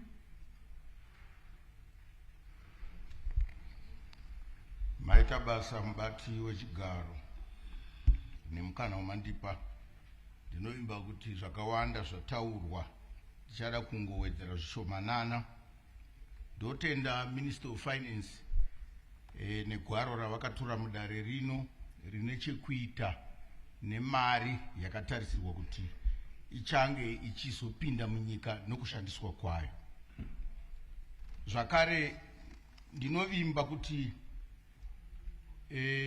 mari yatakatarisira kuti ichapinda munyika inogona kupinda sezvairi kana kusapinda sezvairi nokuda kwezvikonzero zvakawanda zvakafanana nekuti kana kwakaita nzara munyika, amwe mapazi anopinza mari anogona kukundikana kupinza mari sezvatinenge tichifunga. Izvozvo zvinotambirika.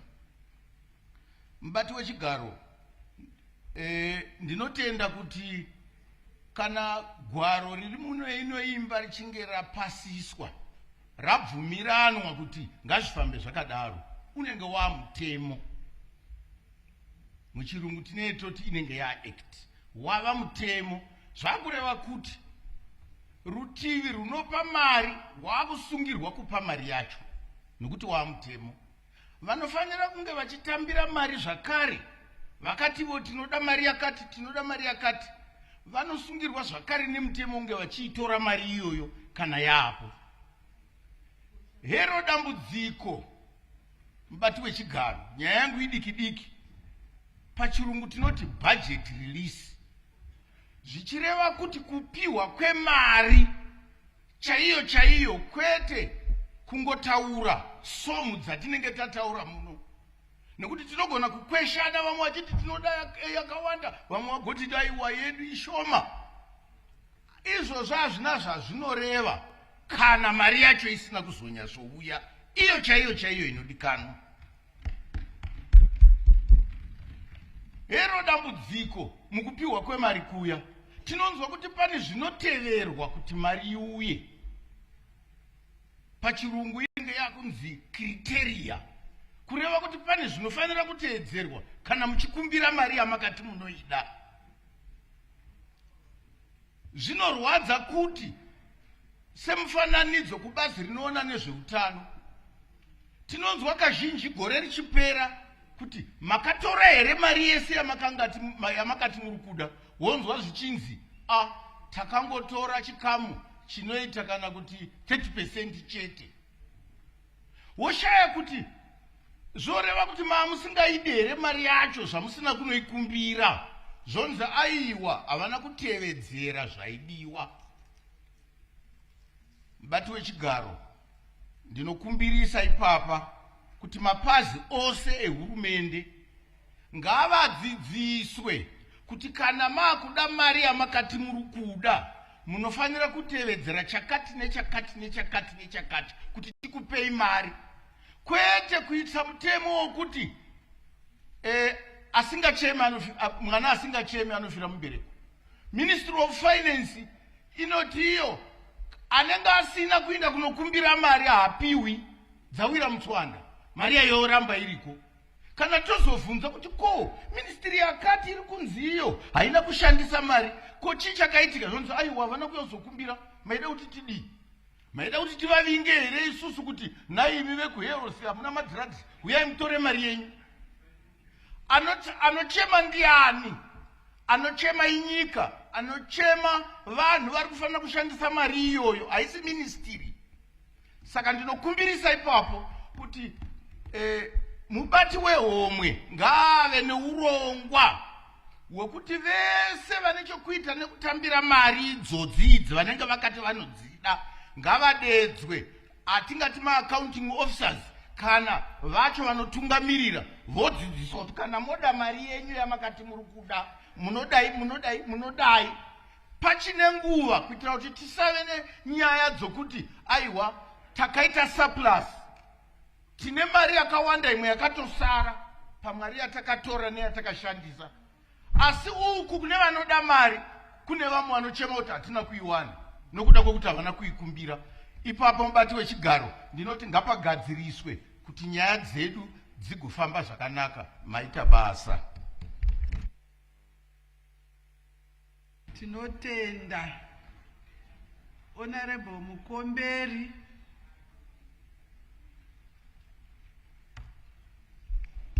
Thank you, Madam Speaker, for the opportunity granted so that I add also my voice on the proposed 2025 national budget, which is centered on the theme building resilience for sustained economic transformation. Madam Speaker, my debate is going to... Azam TV Zimbabwe brings you unmatched subscription packages for the whole family. Enjoy your favorite TV shows, dramas, series, sports, movies, telenovelas, music, news, and cartoons from as low as $5 for the Azam Pure package, loaded with more than 100 channels. You don't have to pay more to get the latest news from BBC. Will not be doing justice. Madam Speaker, key to note is the fact that our budget is made up of the finance bill and the appropriation bill, and the financing side is that which deals with the revenue generation to finance the budget. The underpinning guideline of the 2025 budget, as was said by the Honorable Minister, is that the budget is pro-people, meaning to say it supports or it is pro-poor. But at the same time, in analyzing this budget, we shouldn't be only considering how it is pro-poor without considering how it is pro-economic development. So it means a pro-poor budget is that which one generates income to cushion the poor. That is the first point. We can't be pro-poor by simply reducing taxes so that we are saying that poor people are not going to pay high taxes. But we should be also focused on how to generate income that we are going to use so as to cushion the poor. Because the poor people are cushioned under the Ministry of Public Services, Labor and Social Welfare, but that ministry needs money. Where are we going to get that money? It's very important. Madam Speaker, allow me to specifically focus on how beneficial are the revenue measures proposed in the budget to support poor and to support economic development.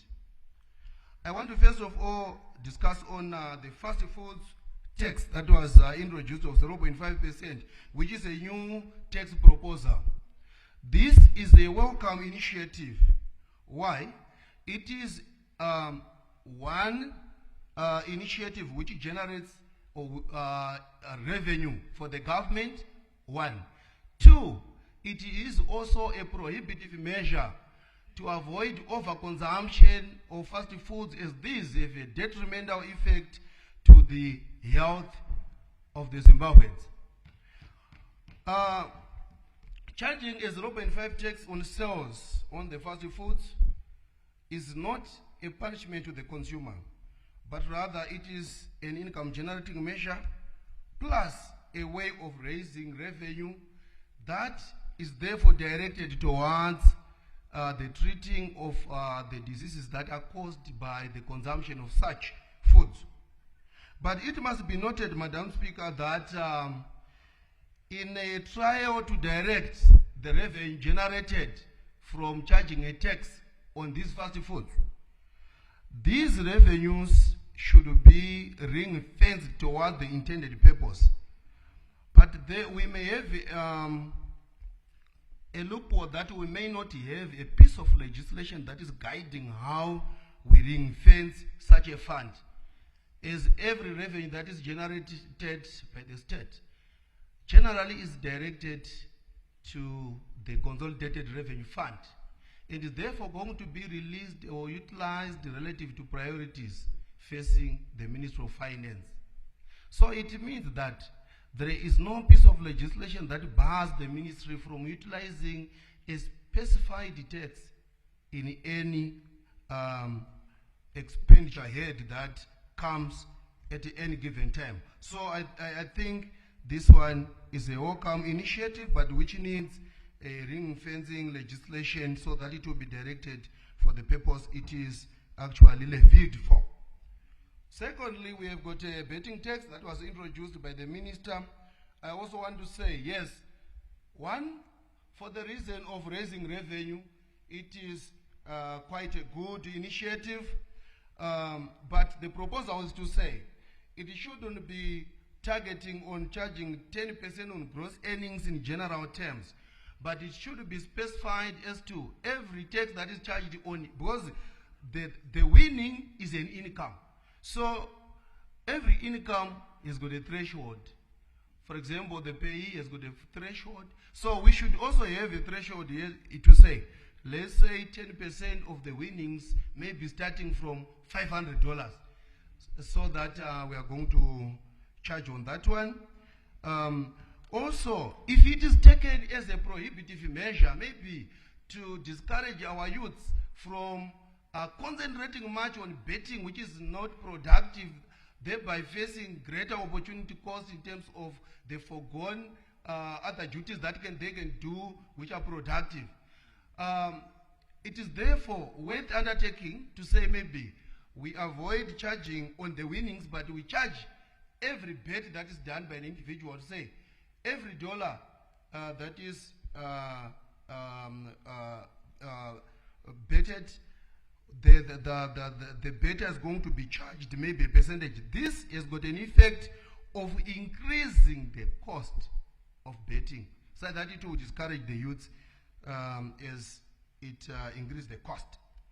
Also, one other new or introduced tax measure that I want to talk about is the plastic bag tax of 20% on sales. Yes, cumulatively, it sounds to be not significant given the price of a plastic bag. If you say 20% of some cents, it sounds insignificant. But cumulatively, this will give us a large quantum of revenue to the government that will also support financing and appropriation that we can talk about in this house. Besides, as a revenue collection measure, it also performs a function of eco-friendly alternative means of carriage of commodities by consumers. That means it encourages the use of biodegradable packaging materials by increasing the cost on plastic bag, which means another material that is not plastic does not fall under plastic material that is charged such a tax. So it means environmentally this initiative is very friendly. But if it is for that reason, then it means portion or all of the revenue generated from such should also be directed towards environmental controls. Also, let me talk of the adjustments which were made on the existing tax or revenue measures which were also adjusted. We have the adjustment that was made on alcohol excise duty from 25 cents to 30 cents per liter. This is actually a welcome initiative that actually generates revenue, because alcohol actually is an addictive commodity which has got what I may call perfectly inelastic demand, which means an increase in tax on such will result in the government raising revenue but without reduction in consumption.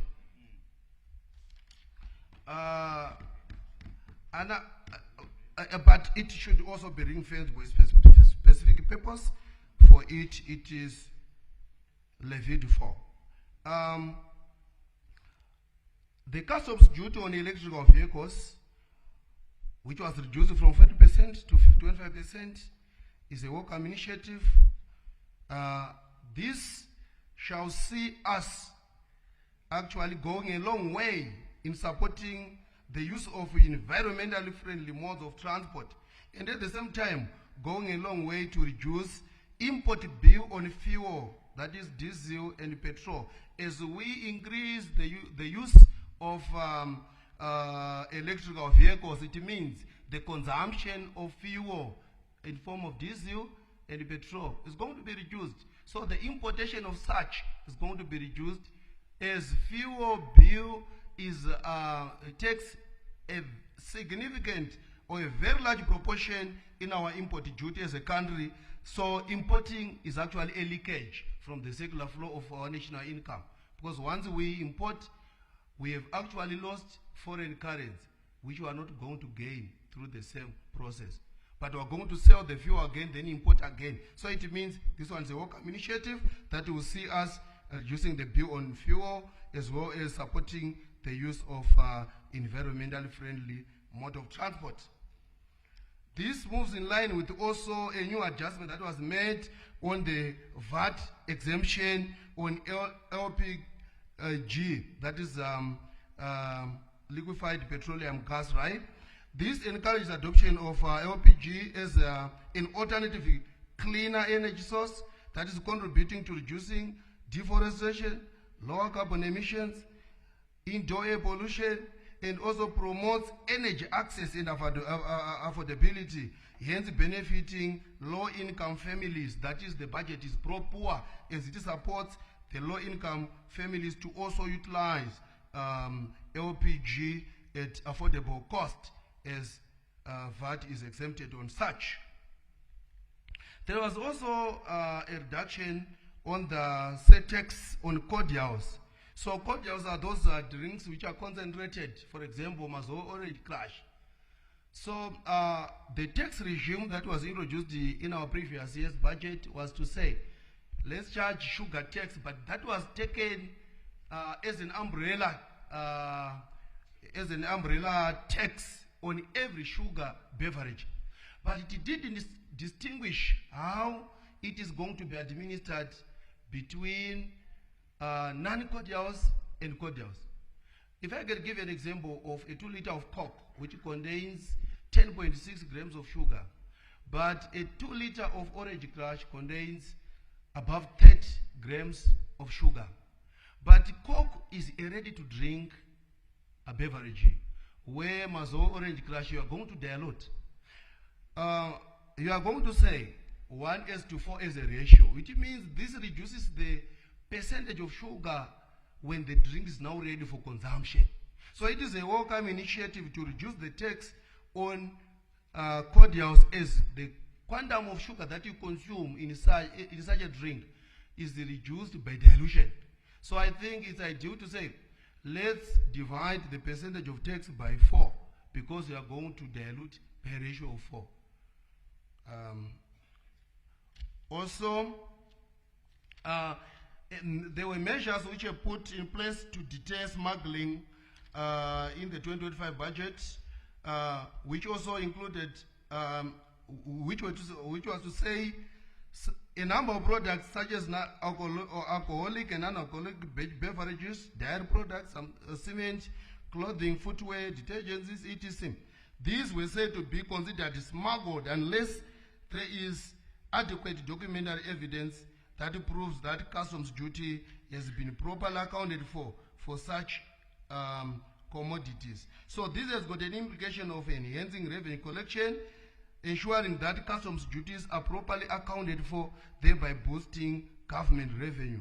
And it also supports and encourages consumption of locally produced goods, and this benefits domestic manufacturers and suppliers, thus boosting our economy in terms of GDP. Because if goods are smuggled from other countries into Zimbabwe, and these goods are not paying any duty, it means they land in Zimbabwe at a very low cost.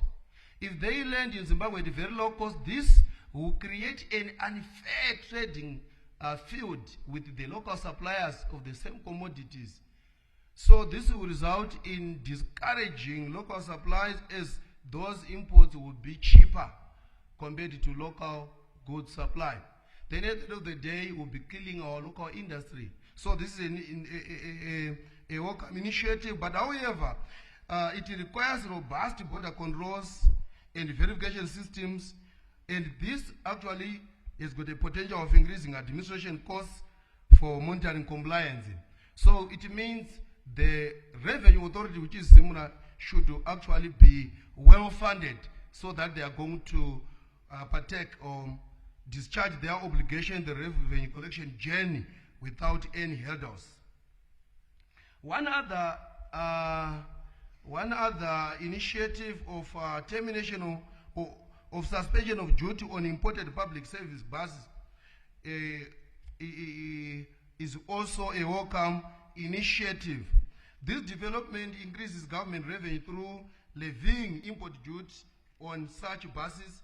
As a country, we currently don't have a significant shortage in public transport that may call for exemption of duty on such buses. Of course, we may have shortage, but we don't have that significant shortage which may require us to exempt duty on such buses. So I think it's a welcome initiative that will see us generating revenue through paying of duty by importers of such buses. I don't want to talk much about allocations and appropriations. Once we are very serious in generation of income as a country, then allocation and appropriations of the revenue will not be a very difficult exercise, because we have what to share. We have what to appropriate among ministries or among any expenditure head. Thank you, Madam Speaker. Thank you. Any further debates? I call upon Honorable J. Makubire.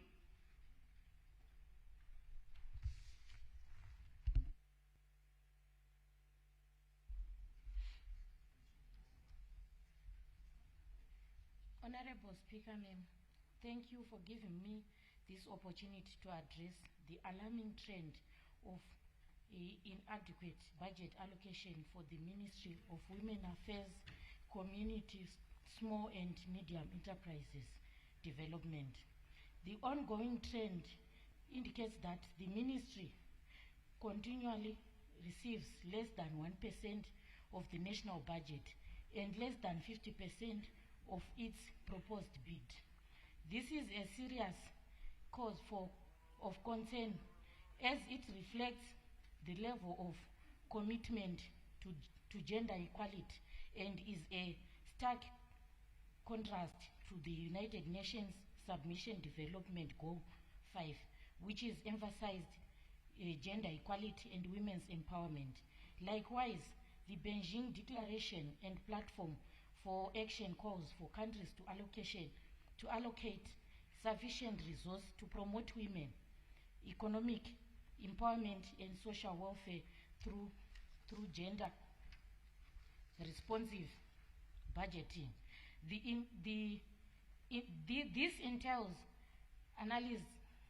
analyzing budget allocation through a gender lens to ensure that they are inclusive, equitable, and effective in promoting gender equality.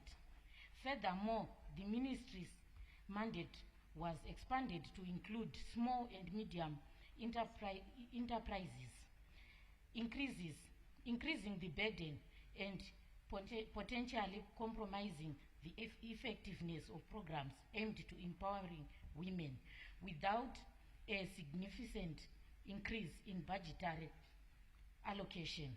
The broader mandate is less likely to be accomplished effectively and efficiently. I therefore need to overemphasize the direct relationship between funding and effective execution of the mandate.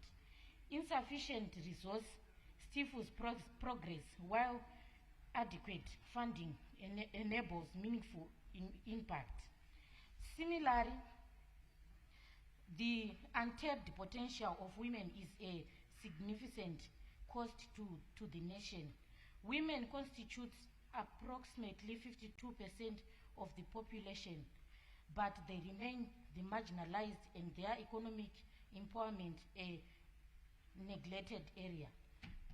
Women empowerment is crucial for sustainable growth, as studies shows that gender equality can increase GDP by up to 35%, World Economic Forum 2020. To address this, I recommend that annual allocation for the Ministry of Women Affairs be increased to at least 5% of national budget. This will enable the ministry to effectively execute its mandate, promote women's economic empowerment, and contribute to sustainable growth.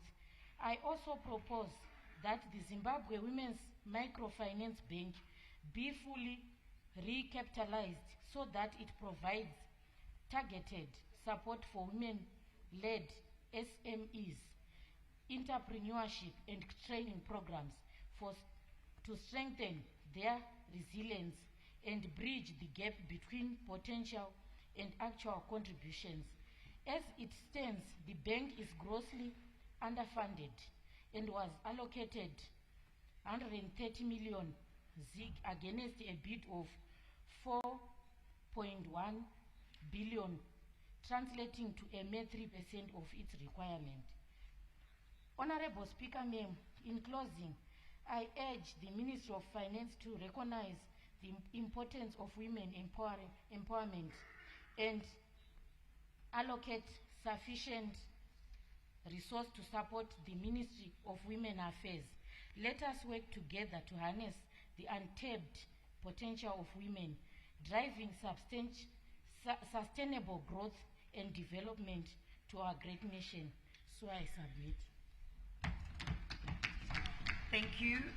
Any further debates? I call upon Honorable Mapiki.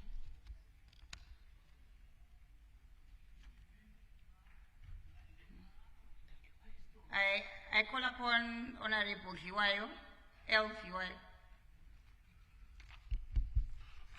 Thank you, Madam Speaker, for giving me this opportunity to debate the 2025 budget. Maybe the first thing I would want to applaud our Minister of Finance for his intent to ensure that the budget deficit remain narrow. By ensuring that the budget deficit remaining narrow, it means we won't have the deficit financing that may pose a threat to our exchange rate stability, price stability, and currency stability itself. Then on another note, I would want to query our commitment to the energy sector. I think the energy sector, the vote that we have allocated to the energy sector does not reflect the challenges that we are facing as a nation. I was of the opinion that this particular area may attract a substantial amount or a substantial vote in relation to the total budget. So it is my request that the Minister of Finance re-look into our allocation to the energy sector. Then on another point,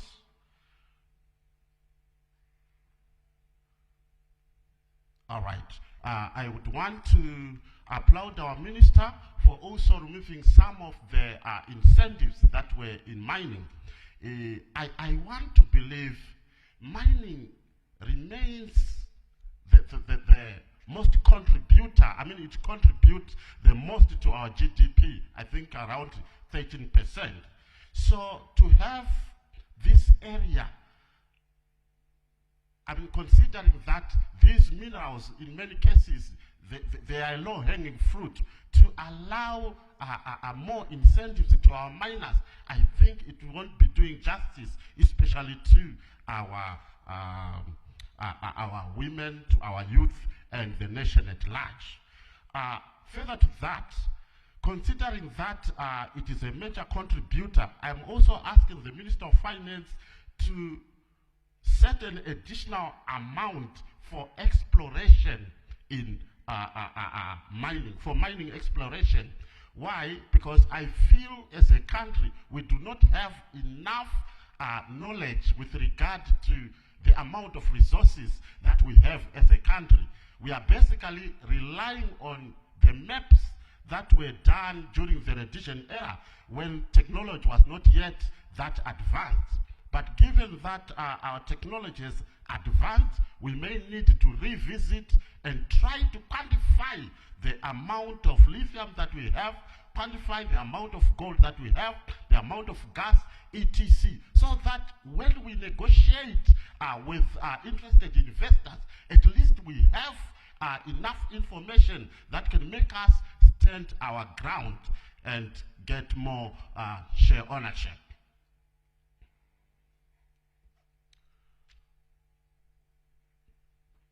Okay. Then on another note, I'm also requesting the minister to ensure that whenever such deals that regards mining are done, at the initial stage, there must be an agreement to ensure that these guys will rehabilitate wherever they would have mined. I think rehabilitation must be made mandatory. Otherwise, we'll be left with ditches that pose an environmental threat to our people. Then I would also want to request the Minister of Finance to make it mandatory to reintroduce that windfall profit tax, irregardless of whether there is a special lease agreement or not. If that tax must be mandatory, because I see quite a number of mining companies. Some of them used to have some special leases which expired way back, and they have ceased to pay this mandatory tax. So I would request the Minister of Finance to make sure this particular windfall tax must be made mandatory.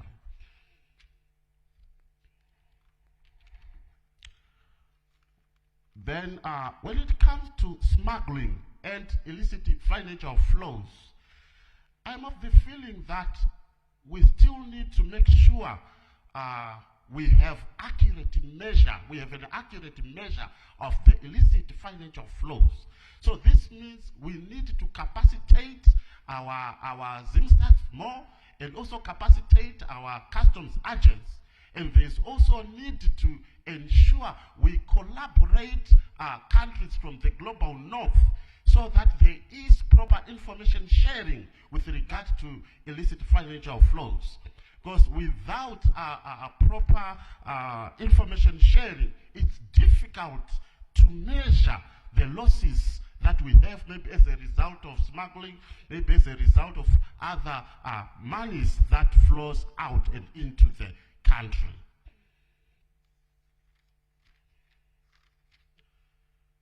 Then, on another note, I would also request the minister to ensure that once this budget budget is passed, there must be a timely budget execution. I remember the last time when we introduced our ZIG, there was a requirement that part of the taxes must be paid in ZIG so as to increase the currency demand for our local currency. And that, the implementation of that delayed until, I think, around September. And it was during that period that we experienced some hyperinflationary pressure in our economy. So I think there is need to ensure the quick implementation of whatever would have voted for in this House. Then I would also request the Minister of Finance to ensure that the Office of the Auditor General is strengthened. It is important to ensure that our government spending efficiency is enhanced. Without government spending efficiency, the monies that are allocated will not result in the activities that we would have committed to. So I think that is of paramount importance. In short, thank you, Honorable Speaker. Thank you, Honorable. Any further debates? I call upon Honorable Togarepi. Thank you, Madam Speaker. Thank you, Minister, for the budget that you presented in this House. Mine is related, or I want to encourage the Minister to widen the tax base. At the moment, those people who are paying tax are those who are said to be formal. Those honest citizens are paying tax. But those who have the real money, who have more money than everybody else, are left out to use public goods, public services without paying tax. So, Madam Speaker, I really want to say to the Minister, in order to fund this budget, we should have looked at every area of our economy where there is economic activity that is not being accounted for. We have people who are in gold, we have people who are in different minerals, we have people who are intermediaries in a lot of business. And we see that reflected in their lifestyles. But I don't know where they pay tax. If they are paying sales tax here and there, fine. But we need to tax their income if we are going to fund this budget timeously and adequately. So we need that money. Madam Speaker, we also have taxes that have been proposed on areas like your fast foods and so forth. I am told that it's not all of these, and I agree that there are others which are distributing safe food.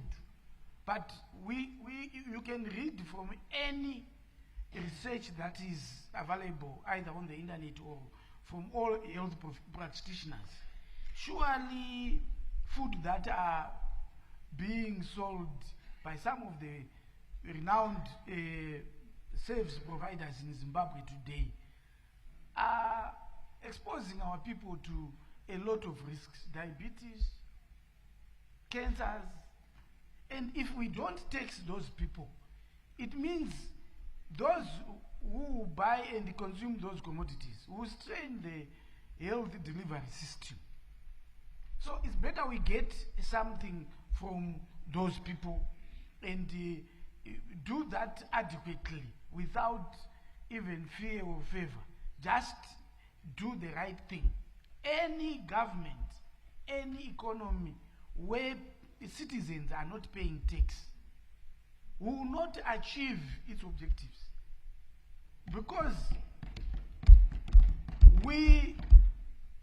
government programs that must support businesses, they must operate as business. But business can only operate when we have civil servants. We have enough police who are paid well, soldiers who are paid well, customs workers who are paid well, so that business environment can be facilitated to then do business well. But where do government then get these resources to have good police stations built, good hospitals? If we don't tax adequately those people who are in mining today, by the time they leave Zimbabwe, after exhausting our mineral resources, we'll be left with Makomba everywhere, Minister, with no good schools. We need good schools from these people. And we should not even think about their corporate social responsibility, because that's voluntary. They may choose to do it, may not choose to do it. But the expectation of the citizens of Zimbabwe is government to deliver on those services. But if we don't tax those who are exploiting our resources, we are doing a disservice to our people. Tax is everywhere. All governments in the world tax, of course, appropriately, considering the environment or the circumstances of our business, but the culture of tax must be embedded in our people. Let's have a culture. I have friends from other countries who travel to their motherlands. When their time to pay tax comes, they feel responsible that I can't be here when I'm expected in Greece to pay tax. They go and pay. But in Zimbabwe, when you take somebody, we are quick to cry, whether it is crying or it's some just politicking or something among ourselves. It is not going to help. Then, Minister, there are two institutions that pay me a lot that can create critical development for this country, especially for low-income people: the Empower Bank and the Women's Bank. These are institutions that were designed to help low-level business of our people, where our majority are. Yet, they are not funded enough. I don't know whether they are still serving their purpose if we don't capitalize them well. If the Women's Bank has no money, and we say 52% of the population of Zimbabwe are women, and those women are doing small projects that needs funding, and they still run under an institution that is below expected capitalization. Are we really serious, Minister, that we would want to see this institution doing the activities it was designed for? We would want this budget to fully capitalize the Women's Bank. We would want the Youth Empowerment Bank to be fully capitalized. And we expect them to perform if they are fully capitalized. But if they are not capitalized, if they don't perform, I mean, how do we push them to account if they are not capitalized? So, Minister, we create money for government out of promoting business. And if these people who are borrowing money from these two financial institutions and many others have been given a good and a conducive environment to do business because the institutions have got enough resources, it means even expanding your tax base becomes easy. Once they want to do business with the Empower Bank, they must be registered first. And if the money is there, it means when you go to Mpezanamo today, everyone will be a registered business because they want to take advantage of the loan facilities that are offered by these financial institutions. But today they don't have any incentive to register because they go cause their monies. Wherever they get their capital, we don't know. So, Minister, let's fully capitalize these two institutions.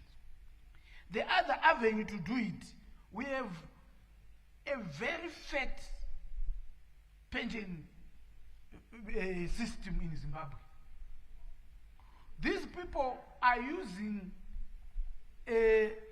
resources that were saved by retired people, or some who are still working, they are still contributing to pension funds. But these funds are long-term investments that must support development and infrastructural development. Yet, these financial institutions are stagnant. Yes. You know, if pension funds will not support business or economic development, it means they won't get more contributors to these funds, and they become, in a way, Ponzi schemes, because one day they will crash. They only survive because there are new people coming on board on those pension funds. If old people remain in the pension funds, it means they are only draining out. And the pension funds will collapse one day. But if there are new people who are going to retire in 20 years, we are strengthening these pension funds.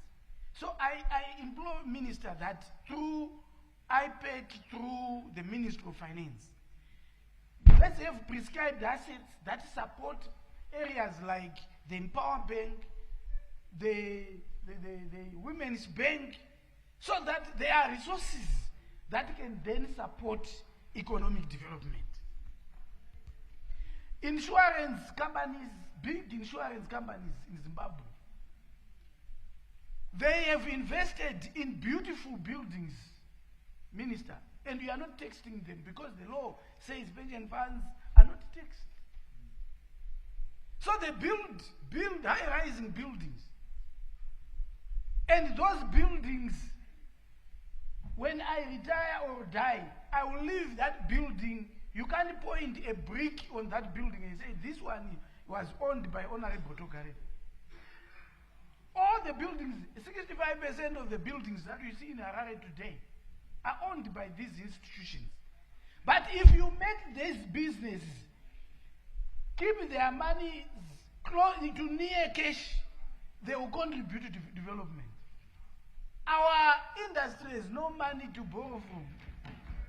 We need to create these incentives through encouraging these institutions to contribute to economic development, so that even your best minister improves.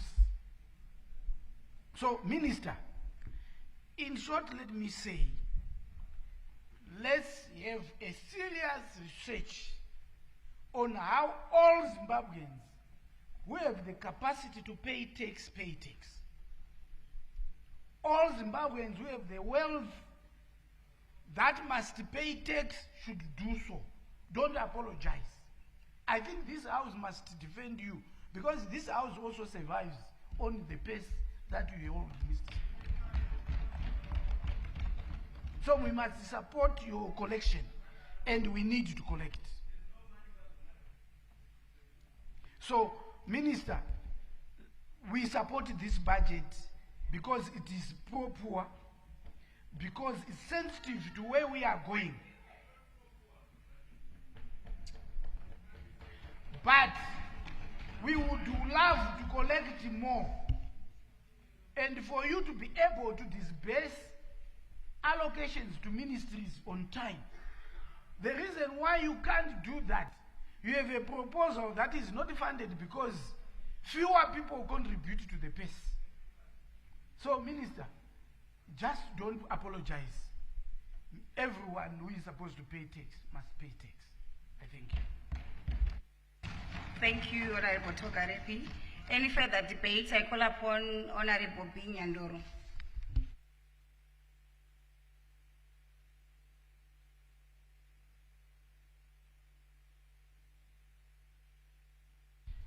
Thank you, Madam Speaker, for giving me the opportunity to add my voice on this important discussion of the 2025 national budget.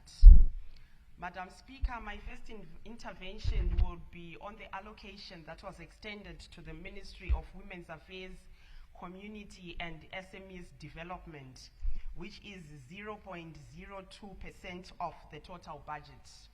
Madam Speaker, the women of this country are alive to the fact that the Minister of Finance is operating with very few resources. His space is very small. However, in light of improving the livelihoods of women in this country, I strongly believe that the Honorable Minister should try by all means necessary to increase the allocation to at least 1%, because the Ministry of Women's Affairs is a cocktail of women-related challenges to deal with. In the interest of time, I will only mention a few. Women constitute a greater percentage of the population of our country, and they are the most vulnerable. Number two, the escalation of cases of violence against women and girls needs the ministry to provide safe shelters for survivors. At the moment, the ministry has a lot of incomplete structures that are supposed to be housing women that are running away from gender-based violence. The ministry also has to increase awareness campaigns on gender-based violence in all communities. The ministry also has to ensure that they provide services such as health, legal and counseling services to survivors of GBV. The ministry needs to economically empower the survivors so that they will be able to fend for themselves and their children. And this can only happen when there is proper capitalization of the Women's Bank and SMEDCO. Madam Speaker, allow me to thank the Honorable Minister for allocating some funds to the Ministry of Environment, Climate and Wildlife. My key ask under this ministry, as a nation, we are going to be hosting two significant conferences in 2025. These conferences are COP15, which is the Ramsar Convention on Wetlands, and the CASA Transfrontier Conventions. It is my view, Honorable Speaker, that if these conferences are fully funded and well prepared for, they have a potential to bring in foreign currency that will be added to our fiscus, and it will also give us a chance to tell the Zimbabwean story to the world. Madam Speaker, with regards to taxation, I bring a word from the people of Southampton constituency. They are fully aware that for the government to provide the necessary goods and services to them, the government needs to tax. However, the general feeling is that there are so many taxes that are being levied on our poor citizens at the expense of big businesses that are enjoying tax holidays. The people also feel that the government can remove mining companies from tax holidays and get them to pay tax so that they will contribute to the fiscus and also contribute in the communities that they are carrying out mining activities. Madam Speaker, the government is losing a lot of revenue through our borders. It is my view that the government needs to put strict measures around our borders so that we deal with the issue of smuggling of goods without the necessary taxes being paid to the government. Madam Speaker, I am a bit worried about the reintroduction of duty on some medical products after the COVID-19. Due to economic hardships, Madam Speaker, our citizens are dying without seeking medical assistance because they cannot afford. This measure will further put the lives of our people in jeopardy because medical costs will rise significantly. I would also like to urge the Minister of Finance, in the interest of growing our purse, to look into the possibilities of reindustrializing our country. The good Lord has already done his part and endowed the nation with precious stones. Can we as a government start from there and create industries that produces goods from our own minerals through beneficiation and value addition, which will create employment for our citizens, and in turn they will be able to pay the taxes. I would also like to urge the Minister to also look into the financing of the production of medical supplies. This would also ease the burden on our citizenry, as most of medical suppliers are currently beyond the reach of many. In conclusion, Madam Speaker, at the budgets that they've allocated to ministries like the Women's Affairs Ministry, the Health Ministry, a lot of people were talking about the actual ring-fencing of the monies that are being collected from the tax, boosting our health system. With regards, in light of a lot of climate changes that are happening in our country and globally, it is also my view that the minister needs to timeously release the funds to the Ministry of Environment so that they will be able to mitigate the consequences of climate change. And also, I would like to just thank the Minister for the allocations that they've given to the two ministries of education. However, I still ask the Minister to do timeous disbursements so that these allocations will have a meaning. I so submit. Thank you. Thank you. Any further debates? I call upon Honorable Mapiki.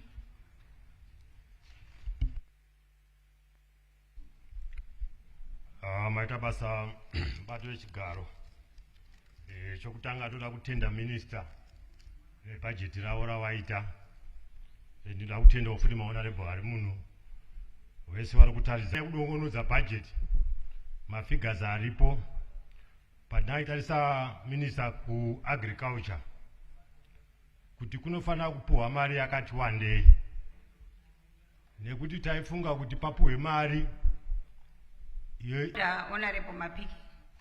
Honorable Amauswa and Tim, can you please allow him to be heard in silence? You have been making noise the whole time. Can you please respect the business of the House? I thank you very much. Honorable Mapiki, you may proceed. Maita basa bato vechigaro nyaya ye-crowd seeding pane dzimwe nyika kusanganisa neZimbabwe maererano neclimate change, ndaifunga kuti tiitarisise zvakakwana kupuhwe mari kuagriculture. Ndo imwe yandaifunga kuti inoda kutariswa. Tine nyaya yekuagriculture ikoko yekumutsiridzwa kwema cold storage commission. Ndofunga minister tine maorder kana kuti akawanda enyama ari kudiwa kuna Indonesia. Saka ndaifunga kuti nyaya yema-cold storage inofanira kuti imutsirizwe. Pandofunga mari ingangodiwa kuti muise ku-cold storage imari chete yekungoti mukwanise kugadzurudza mabuildings. Zvinoita kune dzimwe nyika varimi panzvimbo yekuti waende kunotengesa kumakoronyera mombe dzavo vanotengesera kugovernment kwavanonzi kumarikete kana kuti kare taiti kumarikete pachirungu vanoti kumaketi. Varimi vanopuhwa matagi emombe dzavo vakadziisa mucold storage vozopuhwa mari pa 30 days kana pa 60 days kana pa 120 days mombe dzedzi dzinenge dzatengeswa nyama iye yaenda kunze kwenyika. Saka ndaifunga kuti kumacold storage commission government inokwanisa kuwana mari ikoko yakafanana neiyoyo. Panofanira futi kunge dai tandaisa mari minister amene tingakwanise kuti tingabvise mari kupi nenyaya yeagro processing. Tikarega kunge tichigadzira zvinhu izvozvo tega zvinhu zvinotinesa minisa. Ndakatarisa kumbare pamusika pazuva mota dzinorasa matomatoes anenge akunoshata ma 120 tons anoraswa matomatoes chete, pamwe kuma 120 tons dzemacabbage anenge achinzi ashata. Saka dai tichikunzi tinotsvaga madryer chete ongodryer macabbage ayaya totengesa natural dried vegetable kunana Botswana paari kudiwa nedzimwe nyika, tinenge tarakidza kuti isusu taakushanda nezvirimo. Saka nyaya yeagro processing tinofanira kunge tichicreata mari. Kana ikunana Women's Bank kwataurwa tinofanira kunge tine special fund yeproductive sector ichienda chete kunyaya dzeagro processing. Ndofunga makaona kuri kurwiwa hondo kunana Ukraine vanorimisa mafuta wobva wati mishini yavo yekusvinisa mafuta imomo. Saka vanorimisa masunflower wobva wasvinira masunflower autotanga kutengesera mukati nokuita export. Saka nyaya yeagro processing minister inofanira kuti muitarisise. Kana kuno kumwe kwatingafunga kuti tingabvise mari tichiisa ikoko inofanira kunge tichiona kuti toita sei. JMB minister haifaniri kumirira kutambira kana kubudisa chibage chesocial welfare chete. Inofanira kunge ichiitawo ine mishini yayo yakuta ndo aiwa rizi ndo basa pasvimwe mafuta pogadzirwa flour. Munhu ndofunga yanga yakwana nguva yekuMozambique nekune dzimwe nyika wachipeka ipapo tichikwanisa kuti tinge tichiita mari. JMB inofanira kunge ichikwanisa futi ichishanda nemamwe madepartment kuti ipinze maherbicide anopinda akachipisisa opekwawo neJMB otengeserwa varimi nemari inenge yakati chipei. Saka ndozvo ndaifunga kuti paJMB tirege kungoisimba iriita kunge inongotambira zvinhu izvozvo chete nokuzviendesa kuside. Value addition yese inofanira kuitwa paJMB.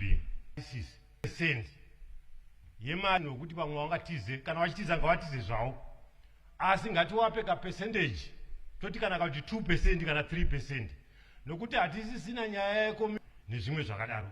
Kana zvikoro kwazviri kuri kucherwa matombo kana kupi vanofanira kunge vachivaka chikoro nezvipatara. Mari hakuna kumira zvakanaka. Endi nyaya yacho iri ikoko kuenvironment kwauda kupuhwa mari yakati one day, nekuti pane kungotora zvigiredha woisa wounganidza yava kuti reprinching kana kuti in situ. Wanotora machemicals atisingambozvi kuti radiation yacho haikuwadzi here vanhu panyaya yekenza wonyungurisa gomo rese. Machemicals anotora nguva hombe ari pamusoro pegomo achienda kwakasiyana siyana nenyaya yeradiation iriko iyi tozopedzisira vanhu vakuita makenza. Saka panofanira kuti paongororwe pobhadhariswa mari dzingave dzinotiti zvitibatsire, nokuti ndaitarisa hangu kune dzimwe nzvimbo vanhu vari kungomura vodzi takabhadhara license ngavabviswa na 2% yekunzi ndeyokunokowo ikoko mari iyoyo ngaite special fund inenge ichimira izvozvo kuzogadzisa marodzi nezvimwe zvakadaro. Minister naitarisa nyaya yemine handifunga yazombotaurwa zvayo nahonorable Chuma. Mamines ari kutengeswa siku nesikati asi government hapana chairi kuwana. Mamines vari kuchinja namaoko nemaoko ari mamillions, asi kuti tione mapepa anorakidza haimbodzi kanzuro ngaizvitarisise kuti maini yatengeserwa uyu government yawana zvipi. Hapana, wana apraya maini maricense nechi zvinoita $2,000, asi kana vakutengesa maini iyoyo kuno vari kusvika mangwana inenge iri kuma 200,000-300,000. Tozobvunza manje kuti government yaonawo mari papi, tinoona kuti panenge pasina mari inenge iripo. Saka zvimwe zvacho ndaifunga kuti tinge tichizvitarisisa tinazvo, nekuti pane mumwe muchinda vamwe honorable hachisimo zvavo waiti anzi vanhu vanofana kudya shiri yawapfura. Vakanga vakanaka pamashoko avo akataura. Saka isusu ndaifunga kuti aiwa tinofana kudyawo chatinenge tapfura tichitaisa maresources edu atinawo. Kumines, Honorable Minister, nyaya yevalue addition tiri kungoitaura pamuromo. Ndofunga pakabenge pane kuno kuMount Hampton kwange kune cutting and polishing yediamond yaitwa kuMount Hampton kunoko. Asi inenge yakangosafa natural death. Ndaifunga kuti zvinhu zvakadaro zvimuswe. Muno muri kudya mabhatiri zuva nezuva. Ukaenda but munotine tototangawo kuexportawo mabhatiri. Saka ndaifunga kuti ngapaite imwe mari yatinokwanisa kunge tichiisa yoendawo yakadaro. Tine nyaya yari kunze munyika munomu ndo vanhu vacho. Asi tiri kumira kuti ngawatanga wanze wabvise tax towaifomaraisa tochitaura chirungu chokudaro. Kare vanhu vese vaifamba nemabhegi ega ari kutengesa kana mavegetable kana chii. Panzvimbo yekunesana naye ngaanga akapuwa chidhiski chemahawkers license. And hawkers ngatimbotarisai kuti tinenge tine toti tine 8 million small to medium enterprise.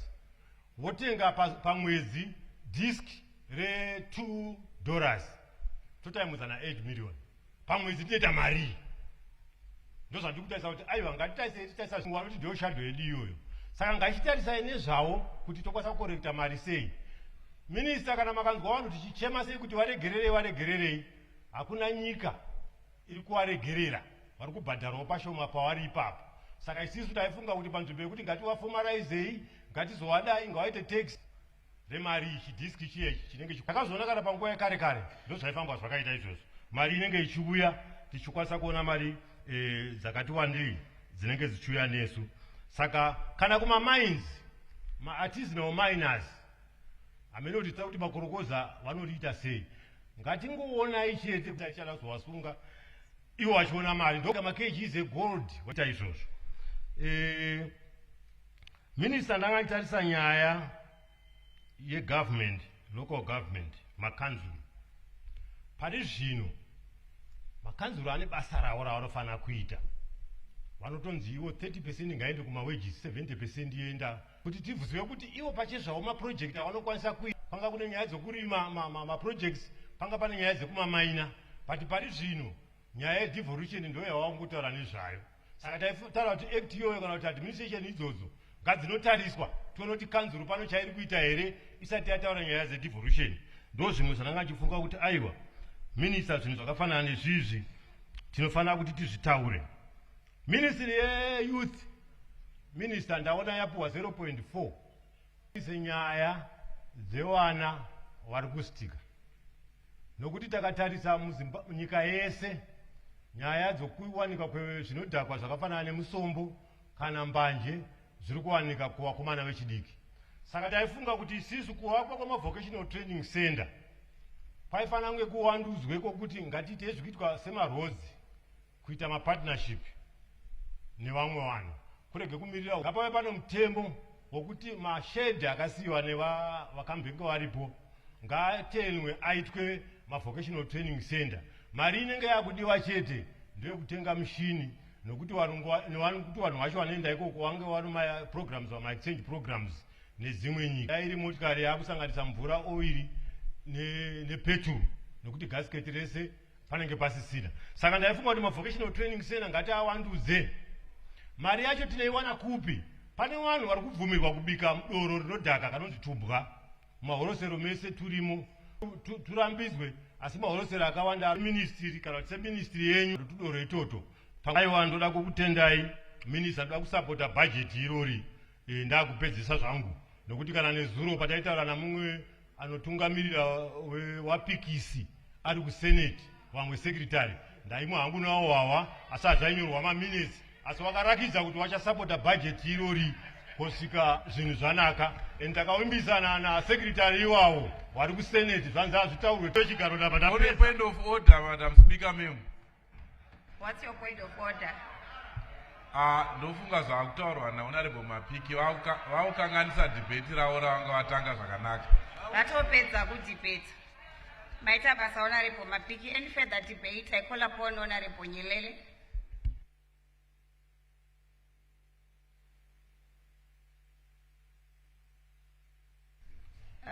I call upon Honorable Butao.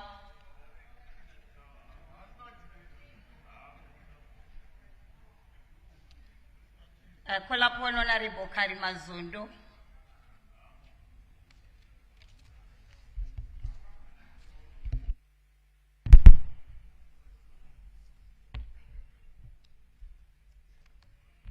Maswera sembato wechigaro. Regai nditore mukana uno kutendai Madam Speaker nemukana wamandipa kuti ndi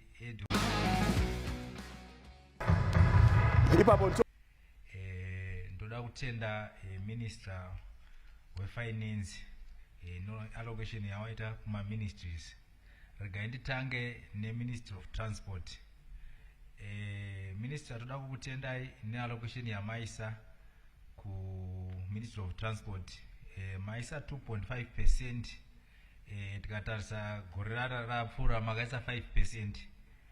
Asi taona basa rakanaka zvikuru rakaitwa zvikuru rakibhiriji neimwe mugwagwa zvikuratidza kuti kune chikwereti chari chabhadharwa zvichireva kuti mari yamatarisiro yamaroketa mwaka uno hapana chiri kuitwa. Saka tachida matarisa kuministry iyoyi magona kuipa mari yakanaka nokuti ita basa rakanaka yokumisikidza Zimbabwe pane zvakanaka. Wakutasira zvakanyanya kuti marodzi agadzirwe. Saka tachikumbirawo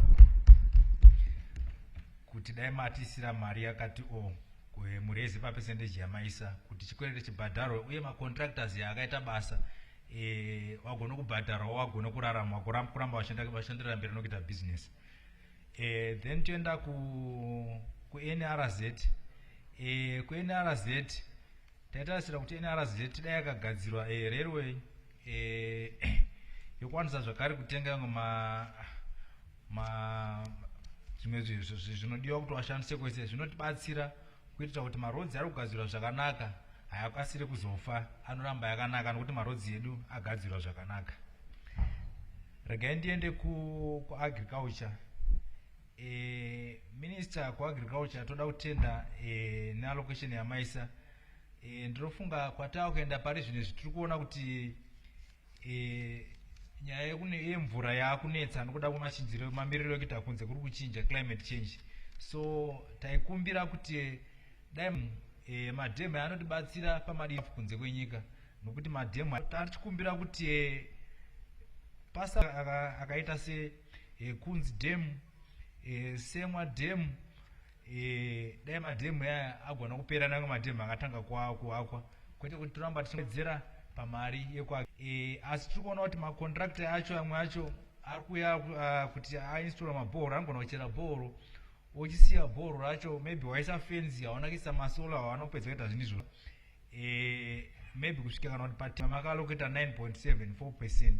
So dai maisimudza kusvika pa 10% kuti tiwane mvura nokuti mumaruwa makawanda hamuna mvura. Saka zvinotibatsira makawedzera mari kubandiko reagriculture. Touya kumines mbolidzwa kumashure dzecadastral system but kuti wakwanise kupedza yamakawapa ishoma zvakanyanya. Saka taikumbira kuti mari iyo dai yasumwa. Minister ndinofunga makaproposa kuti muise 5% pama PGM industries. So mari yakawanda event mune chirongwa chamakakwakwa ku Kariba Kasese yamwe ari kuwakwa makatanga kuita pilot. Saka minister mukata chakakurudzwa napresident kuti chiitwe zvinotibatsira kuti macivil servants afarire kugara mune dzimba dzakanaka kwavanenge vachigara. Saka taikumbira kuti sepilot project yamakatanga iyi iri kuitwa kumutawatawa dai magona kuisa mari kuMinistry of National Amenities yakatikodzereni kuti mari yamaisa ishoma amenities yakatikodzereni kuti mari yamaisa ishoma zvakanyanya haikwanise kuti maprojects yapere. Taikumbira kuti sepilot project yatangwa kumutawatawa dai magona kuipedza kuti vanhu vaone kunaka kweproject iyoyo kumutawatawa dai magona kuipedza kuti vanhu vaone kunaka kweproject iyoyo nokuti mutungamiriri wenyika wakutaura kuti hapana nzvimbo ichasara kakaisa 696 million zig inova ndiende kuMinistry of Health. Asi taachiti takatarisa nokuMinistry of Health nyaya yemishonga iri kunetsa muzvipatara. Minister tingati muno nyika yese mishonga iri kunetsa but regai nditi makliniki ekumarura ukaona kusina nut farm yogona kuona mishonga yekuti iwande kumakliniki ekumaruzevha.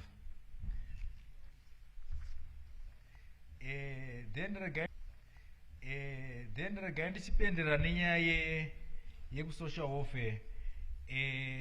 Ndinofunga minister pakakumbirwa kuzi mari yebhimu yaenda kusocial welfare, mari ichiende yakananga straight kuministry of education. Ndinovimba zvikoro zvakawanda zviri kutambudzika, wana 96% yawana pachikora ku ministry of education inokwanisa kuti kana maendesa mari imimi minister haitori nguva kuti mari izotransfer ende muzvikoro.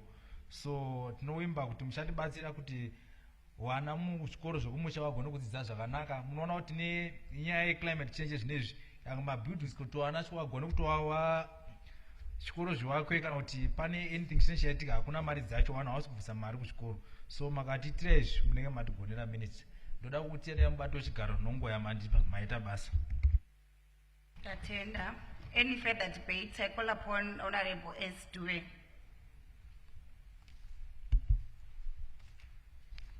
Budget.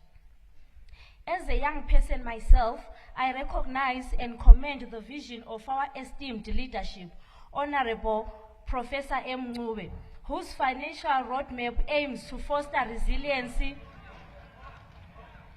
for sustained economic to youth empowerment is commendable, and we must address some pressing issues within the political, social, and economical spheres.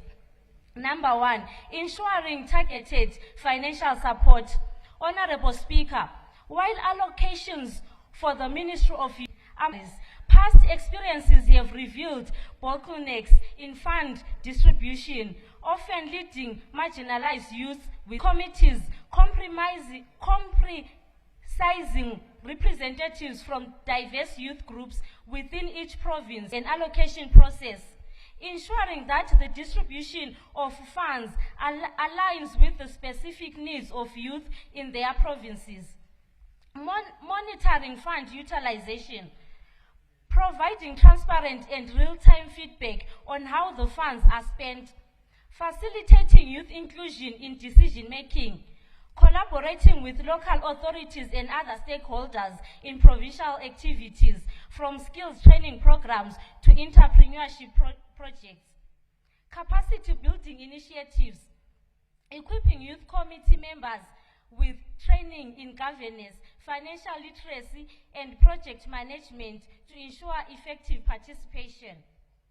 The committee will act as a bridge between the ministry and grassroots youth, guaranteeing equitable access to financial support, particularly for people in the government. Number two, addressing inflation's impact on allocations. Madam Speaker, the current economic climate and impact of budgetary allocations. I propose the immediate and transparent disinvestment of funds, allocating power of the allocation amounts, but also hinder the timely execution of critical projects. Additionally, I ask the House, can the budget allocation for youth be dispensed earlier to avoid depreciation in value, given that it has been presented in ZIG? Timely disbursement is critical to ensure that intended impact is not eroded by inflation. Madam Speaker, youth-led administration and oversight. I advocate to make use of the youth quota system in the decentralization, implementation, and oversight of these funds across all 10 provinces, especially when it comes to the implementation and oversight of these funds across all 10 provinces.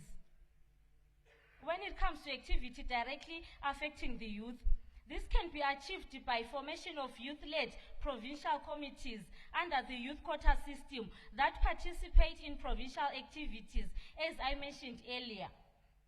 These committees will ensure youth representation across economic, social, political, and geographic divides. This approach will not only empower young people, but also ensure that that they have direct involvement in evaluation and monitoring projects. When youths are given ownership, they are more likely to prioritize accountability and effectiveness.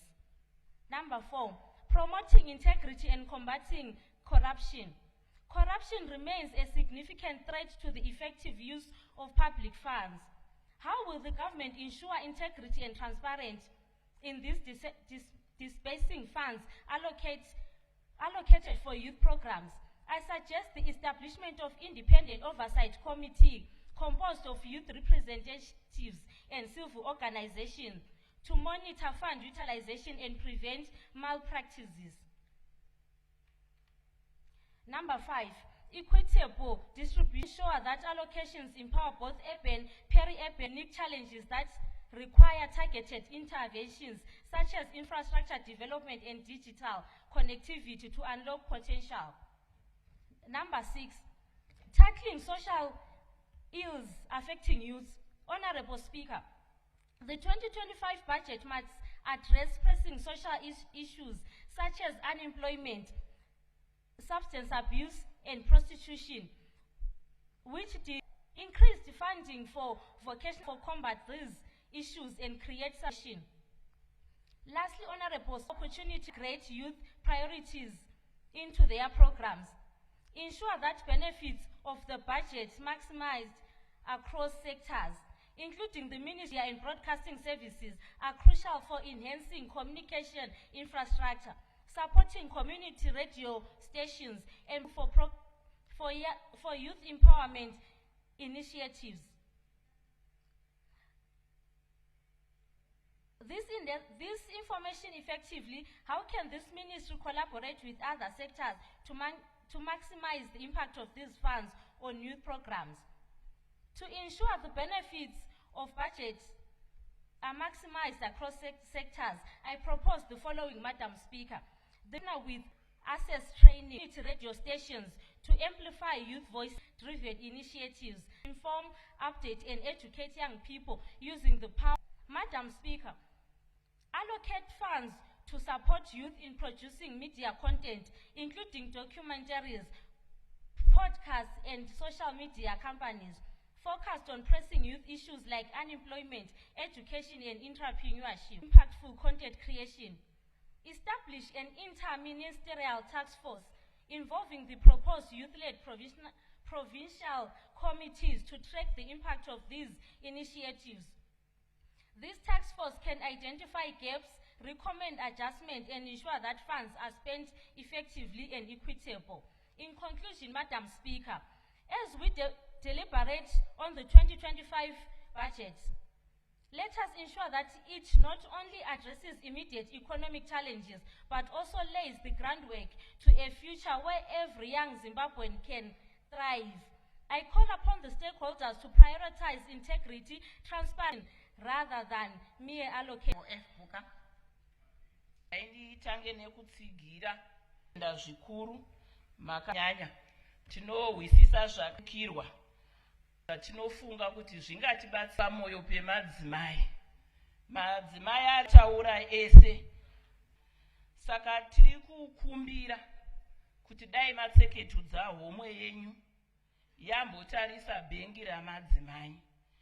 Inyaya kuti nyaya iyi inotirwadza ende tinoda kuti tisumudzire bhengi remadzimai.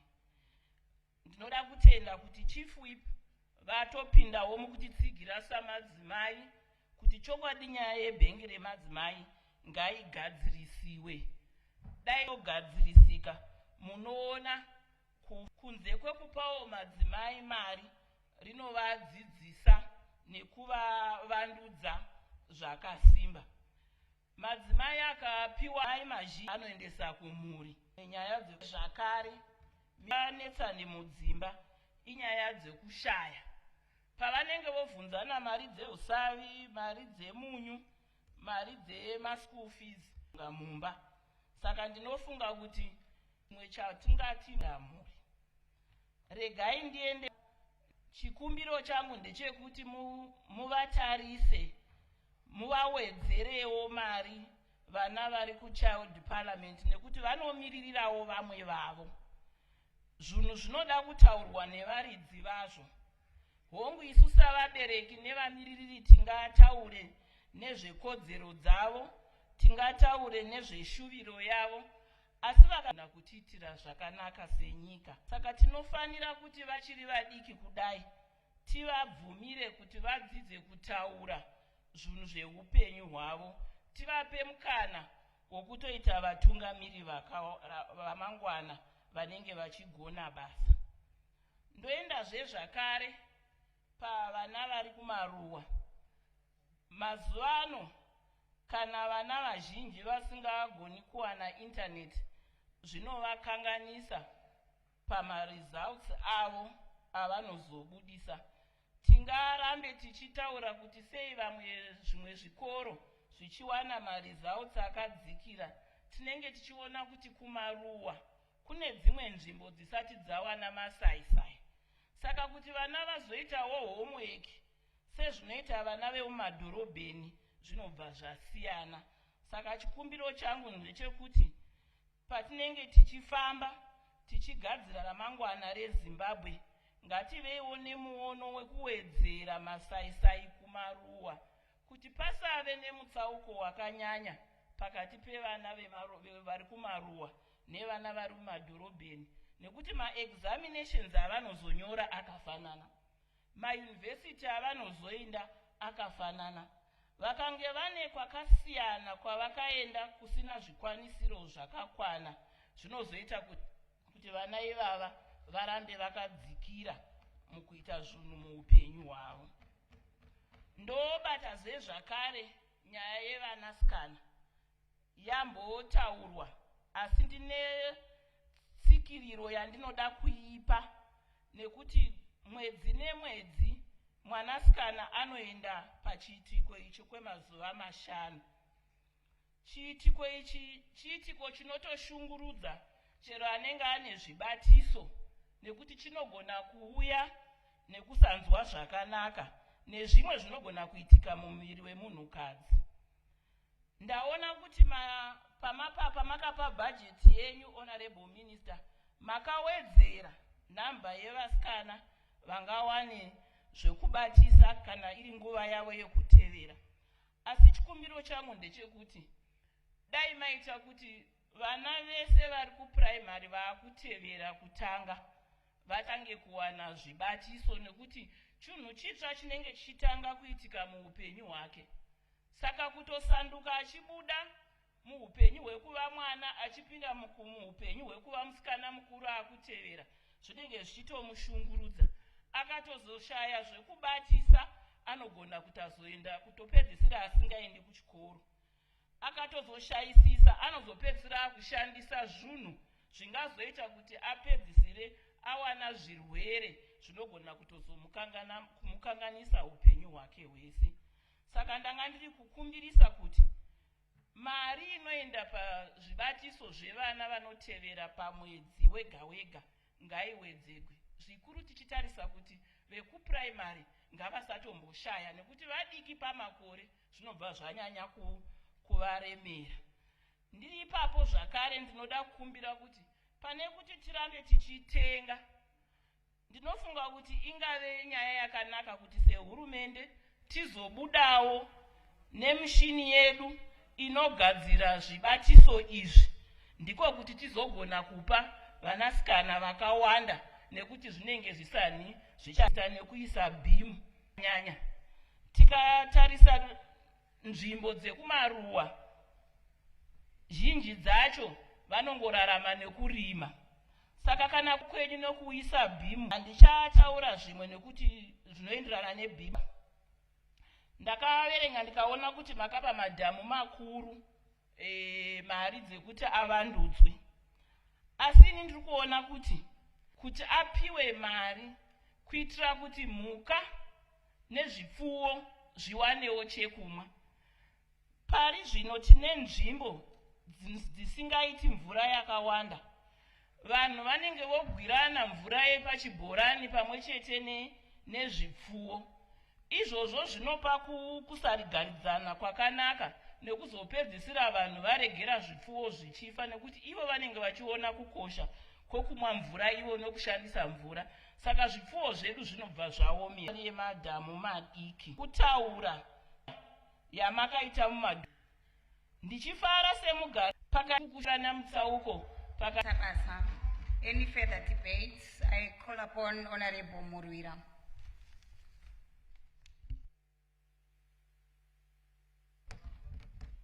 Ndangotenda kana wamandipa kuti ndikwanisewo kuisa mashoko mashoma pabudget ra2025 iro rakaturwa muno. Ndai nditaure pamusoro penyaya yemari yavakaisa kuwar veteran. Asi sevana hatirege kuchema. Uyezve vakawana kupiwa vakapiwa zvakare mafauti minister ndinoda kuti kuwana zvibatiso. Asa havasati vawana cheuiri. Zvakare kune vachazovhetwa zvakare. Taizokumbira kuti homwe iyoyo yevarwi verusununguko ingotiwedzerwei kuti vakwanise kuwana kuti vabate basa. Chikumbiro changu zvakare ndiri kuti mari iyoyo kana bhajeti redu rapasa, mari ngaiuye nenguva. Mari yedu isati yadonha kuti ikwanise kubata basa. Chabata zvakare pamusoro pedefense. Minister ndoda kukutendai. Takaona makawedzera mari kudefense. Asi chikumbiro chedu chiri kuti zvekudefense zvinoda kuti wediwayo zvakare. Unoziva munhu akangofamba ndiri kuti minister ngaipakwanisa zvakare nekuti makaisa 18 billion zigi. Mukakwanisa kuwedzera zvakare zvinoitawo kuti defense igozofamba zvakanaka. Ndoda kutaura pamusoro pehome affairs nekuti takaona kuine zvakati wandei zvinoda kuti zviitwe. Takaona kuti kune nyaya yepasout kwane 3 years kusiri kuitwa pasout, zvichireva kuti zvichazotopedzesera pamwe vakutotadza kurikuta zvemamwe mapurisa. Tiri kuti dai zvaibvira zvitarisei zvakanyanyisisa minister. Ndachida kutaura zvakare nyaya yetransport nenyaya yedzimba dzekugara. Tiri kuti armed robbery yawanda yekuti vanhu vari kuuya vachipazirwa zvifambiso zvedu zvichoma kumapurisa uku. Ndaizokumbira minister zvakare kuti munyanyotarisisa kuti redu rinofamba zvakanaka. Kukutendai kuti takaiona mari, asi isusu semadzimai tiri kuona kuti kune mastop senders kupere. Taikumbirawo minister kuti chero mukaisawo pa 1% apa tinoona zvichitiitira semadzimai anokuti nyika inoenda mberi. Amen.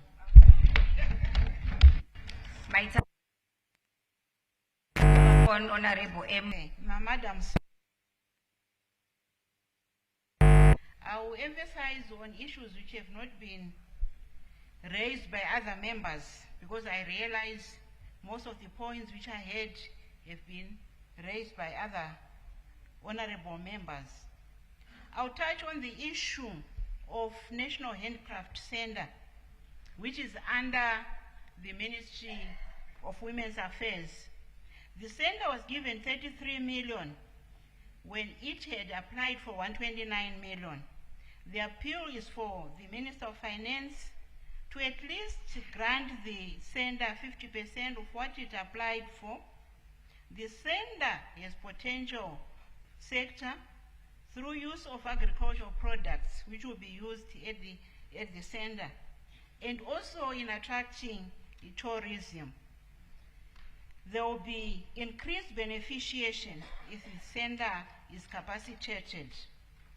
And also touching on issues relating to policy and administration vote for the Ministry of Women's Affairs. They've been operating with inadequate staff for a very long time. There's need for ward coordinators, and they've been operating without tools of trade such as motorbikes, motor vehicles, computers. So if you can consider increasing the budget vote for those departments of the Ministry of Women's Affairs. and also issues which relate to women with regard to the revenue measures which were taken. A healthy workforce is very important to this nation, especially when we are talking of a pro-poor budget. But there's the measure which is going to be taken of suspending duty when buying medical equipment. We know that we are aware that doctors are leaving this country for other countries because in hospitals you don't have medical equipment and even the consumables. And if they want to open their practices, they don't have adequate equipment.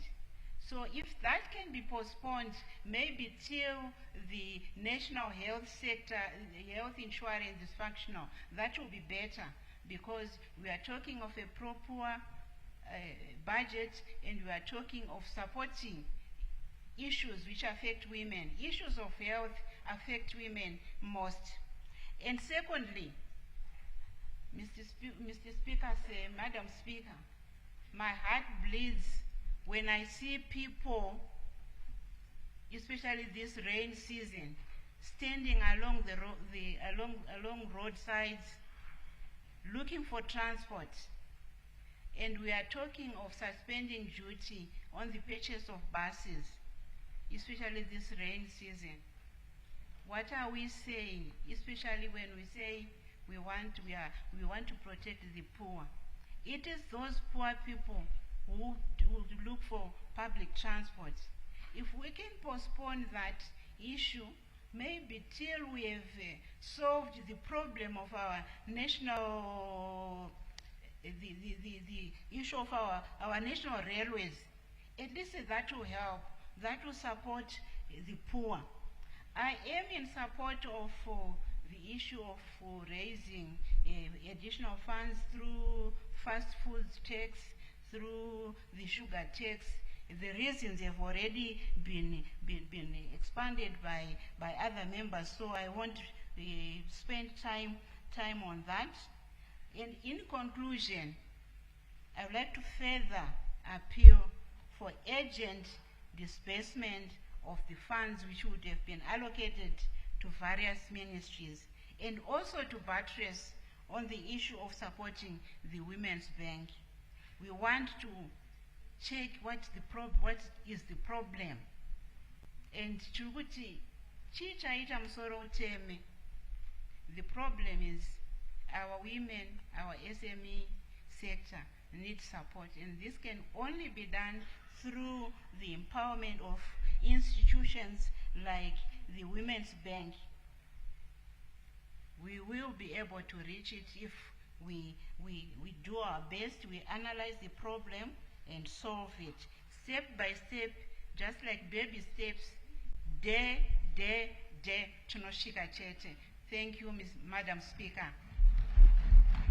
Thank you. Any further debates? I call upon Honorable M. Nkomo.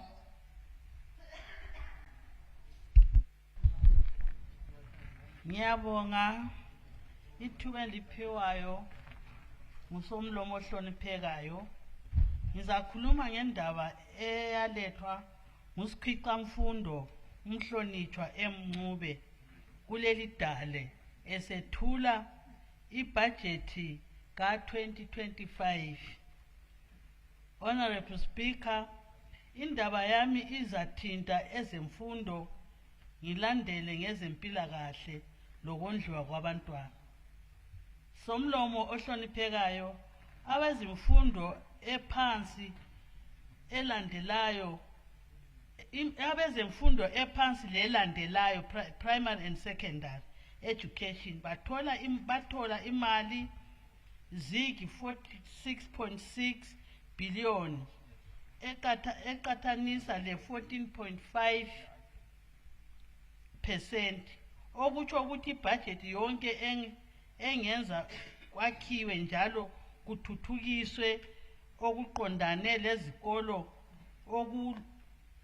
okuhlanganisa isimo sezikolo kugoqela abantwana bonke kukhangelelwe uhlonzi lwezemfundo lokuthuthukiswa kwababalisi imfundo ye-science and technology lakho kuqiniswe kubudget. Honorable Speaker,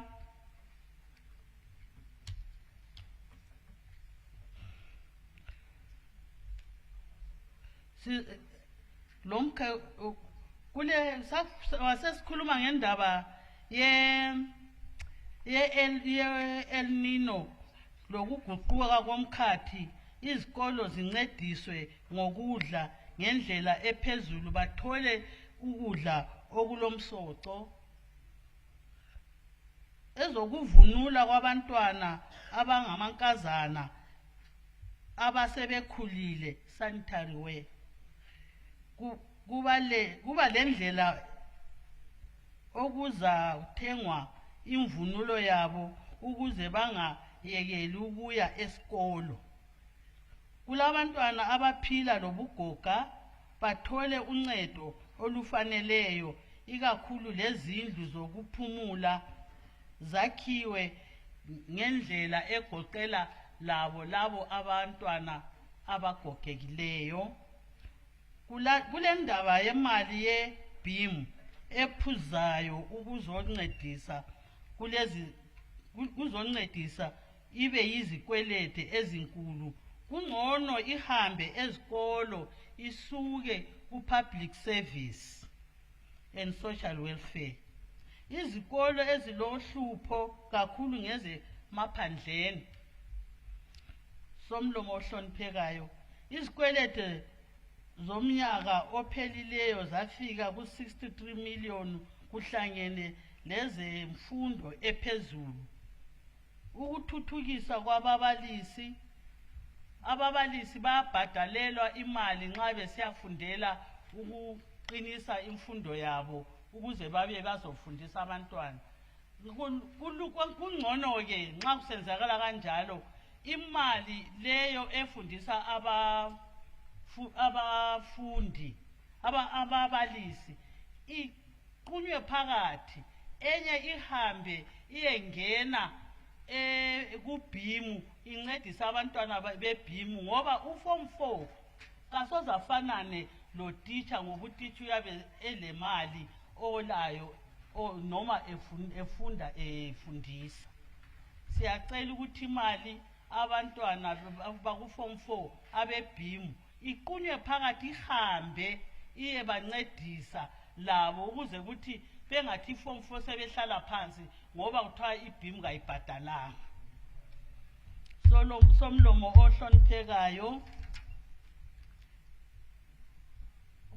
kwezempilakahle umphathi mtambo wathola izigi 28.3 billion yona yonke isithi 12.9%. Ngokunjalo la ngo-2024 yaphinda yaphiwa 9.82%. Uhulumende i-expenditure ngakho-ke i-2025 expenditure yaphonga ukuthi mbijana nge-3%. Siyacela ukuthi imali leyo incedise ukuthi abantwana bafunde baye phambili kwenzela ukuthi abantwana ikakhulu engikhuluma ngabo ngibo laba bebhimu. Ibhimu kasiyiqiniseni ukuthi incediswe ngoba siyabona ukuthi hayi ibhimu kayenzi kahle. Abantwana abaningi bayaphuma ezikolo bayihlala phansi ngoba abadala behlulekile ukubhadala. Ku-transport kulemigwaqo ebaliweyo ukuthi kumele ilungiswe, enye imali ingavela ezihlahleni. Kulezihlahla eziduze lomgwaqo ezenza ingozi insuku zonke. Imoto ingatshelela iphume emgwaqweni iyatshana lesihlahla kube labantu ababhubhayo kuleyo ndawo. Besicela ukuthi imali leyo izihlahla zingaqunywa, imali ihanjiswe ezikolo iyencedisa ngoba amabhentshi kawakho ezikolo abantwana balandawo yokuhlala ukuthi bahlale bafunde abantwana bahlala nzima ezikoleni zemaphandleni abanye babhala becambalele phansi ngenxa yokuthi akula mabhentshi kodwa kulezihlahla eziqeda abantu emgwaqweni. Siyabonga izikwelede zezimseki.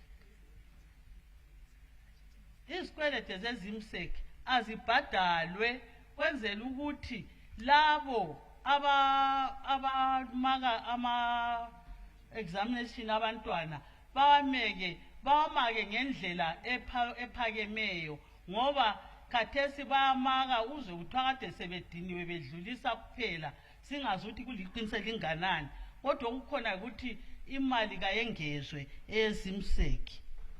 Ku-health kwezempilakahle njalo siyakhuluma ngama-village health workers. Ama-village health workers ngabantu abasebenza kakhulu emakhaya beseduze lemkhuhlane ehlupha abantu beyibo abakhangela abakuqala ukukhangela abantu ngemkhuhlane. Siyacela ukuthi abantu laba abancediswe uhulumende abone uminister ukuthi kule mali ephumayo eqondana lalabo bantu noma ingasopheyi ingasokuthi imali yokuthi uyahola kodwa kube yimali eyokuthi uyancediswa laye njengomuntu osebenzayo. Kuzakwenza ukuthi futhi njalo kube khona ukuncediswa kokuthi abantu imithi emakhaya ibe khona ngendlela yokuthi lalabo abantu abasebenza khona apha emakhaya basebethola mbijana sebelentshukuntsha labo ukuthi bakhuthaze ukuthi imali ayehli ibuye ebantwini abantu belatshelwe emakhaya kulokuthi uthiwa abantu bayathwalwa basiwe emadorobheni bayekwelatshele emadorobheni kukanti ale mali yokugada kabalayo. Umuntu ogulayo wahambi yedwa, umuntu ogulayo uhamba sebebanengi ehamba nomunye. Sicela ukuthi bakhangelwe laba abantu abasebenza besemakhaya esibabiza sithi ngama-village workers. Laba bantu bangancediswa kubizwa kuthiwa babe ku-primary health care. Babe kugoqela konke okwe-primary health care kugoqela labo kugoqele lemithi ezancedisa emaphandleni. Kule sugar tax le fast foods tax ayisebenze endaweni yezempilakahle ngoba sithe khona ibhale kwathiwa imali ezancedisa kwezempilakahle kayime khonapho ingathuthwa bisisetshenziswa kwezinye indawo ayisebenze ku-health njengalokhu kukhulunyiwe ukuthi izasebenza khonapho. Ngiyabonga. Thank you. Any further debates? I call upon Honorable Kanyiwa.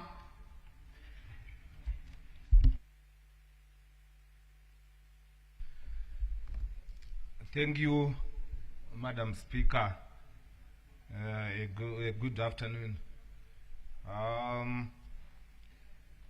I rise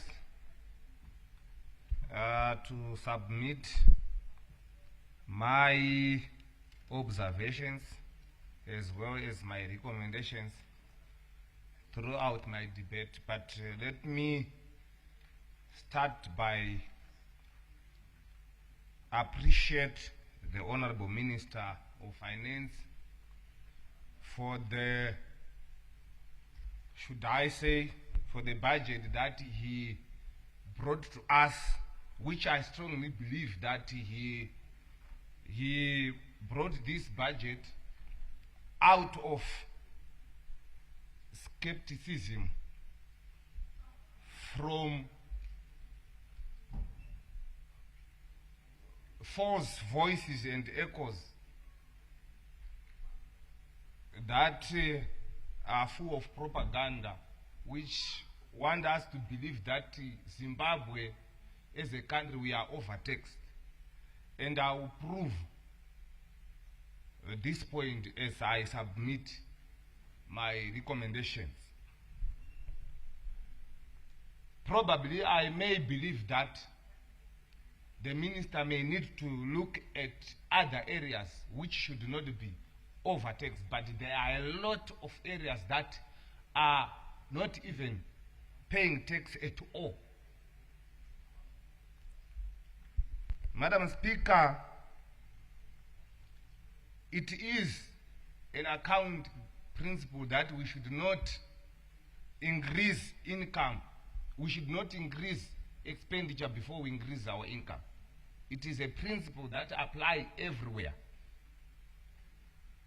All these countries that we emulate and regard as first world economy in terms of infrastructure, they fund all that we admire through their own pockets, through the taxation of their citizens. Therefore, I'm sure it's high time that we should not debate about taxation subject with mess, should I say that? Let me start by agriculture, Madam Speaker. Agriculture, in my view, and where we are, they should have been given much bigger budget in order to secure, or for us to have food security as a nation, as well as returning our yesteryear glory of being Africa's bread basket. Therefore, we also increase the foreign currency when we start selling our surplus to other countries. And it is obvious that we can get money out of capitalizing on other people's problems. This drought is real, and it seems we are going to have it in the next years to come. Therefore, if we ring-fence and put more money to our agricultural sector, as well as to bring back our position of feeding the Africa, we will get more money that will be channeled again to our economy. Madam Speaker, let me say a lot has been done by the government in trying to assist the farmers through presidential input scheme. But I think vice versa, there was also much less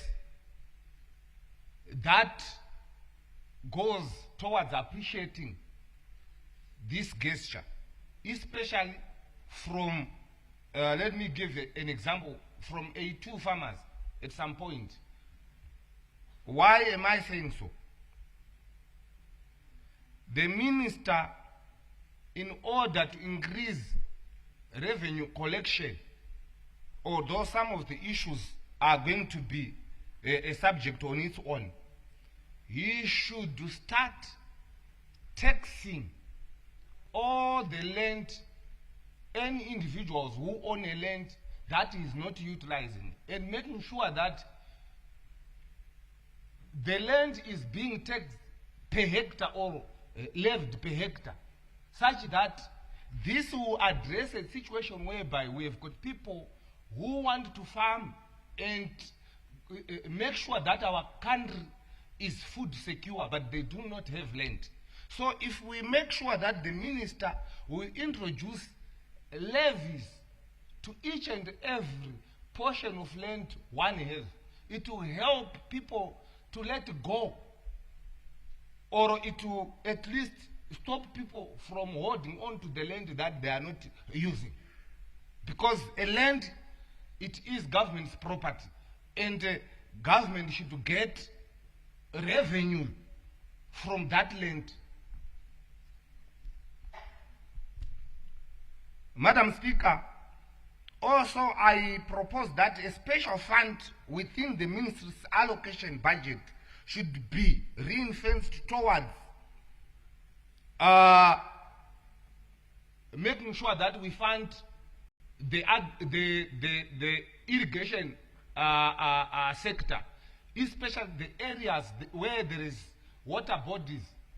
We should make sure that because of climatical conditions and this drought that we are facing, we should make sure that we've got a special fund that goes to all the irrigation systems around or in and around the water bodies.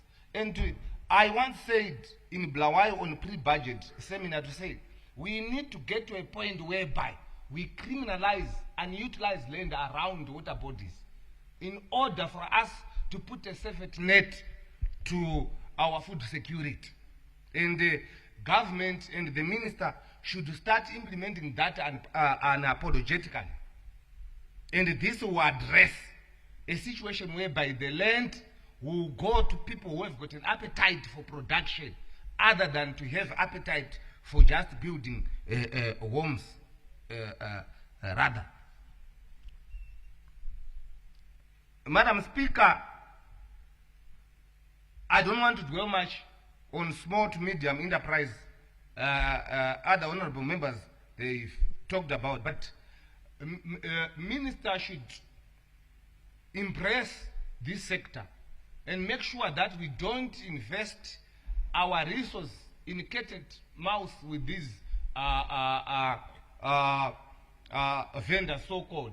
They should be channeled in a way whereby we can at least get revenue out of these people, because honestly, internationally, even countries like India, Pakistan, and those who have got high population, Ethiopia, they've impressed this sector and they are contributing a lot. And therefore, buying vehicles as municipal police or even our police for chasing after these people may not help us, but to make sure that they are also included in the sector. Let me touch about mining sector, because I myself, I strongly believe that our debate should be centered on how we can get revenue that can fund this budget. Because oftentimes it is this August and the parliamentarians who will be complaining of the poor service delivery, especially from the constituents that we are coming from. And if we are not going to be aggressive, and if we are not going to tell each other the truth that we should at least create revenue from amongst ourselves, we will be voted out of power in some extent because of the same people that we are serving. They are consuming from propaganda that the government is failing to deliver. But the same people are telling our people that we should not be taxing our people. Who should give us money? That's the question. Where should we get the money from if we don't tax our people? It is a hidden agenda and a propaganda lying to our people that our citizens are overtaxed. Recently, I was in Europe. Everything you pay, and expensively. Therefore, I realized that we are still playing here.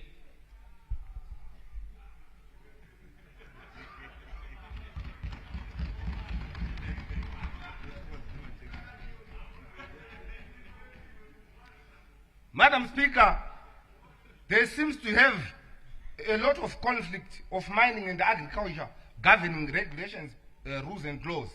I think, therefore, it is not spared from what I have said about the agricultural sector. There are companies, mining companies, that have got huge sums of claims that they've never utilized. You go there, you are told that it's a claim for this and that. You go there, it is a claim for this and that. No problem. You have claims as much as you can. Minister, you must start levying these people to all the unutilized claims such that we get revenue up until they release it to those who need to use those claims.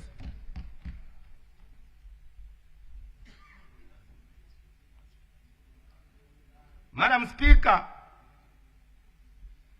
let me talk about also the ministry having what I can actually say an allocated special fund to the Ministry of Mines specifically for purchasing ICT gadgets and systems, softwares that can be installed on all mining companies' exit points, such that we will know how many tons this truck is carrying on exit.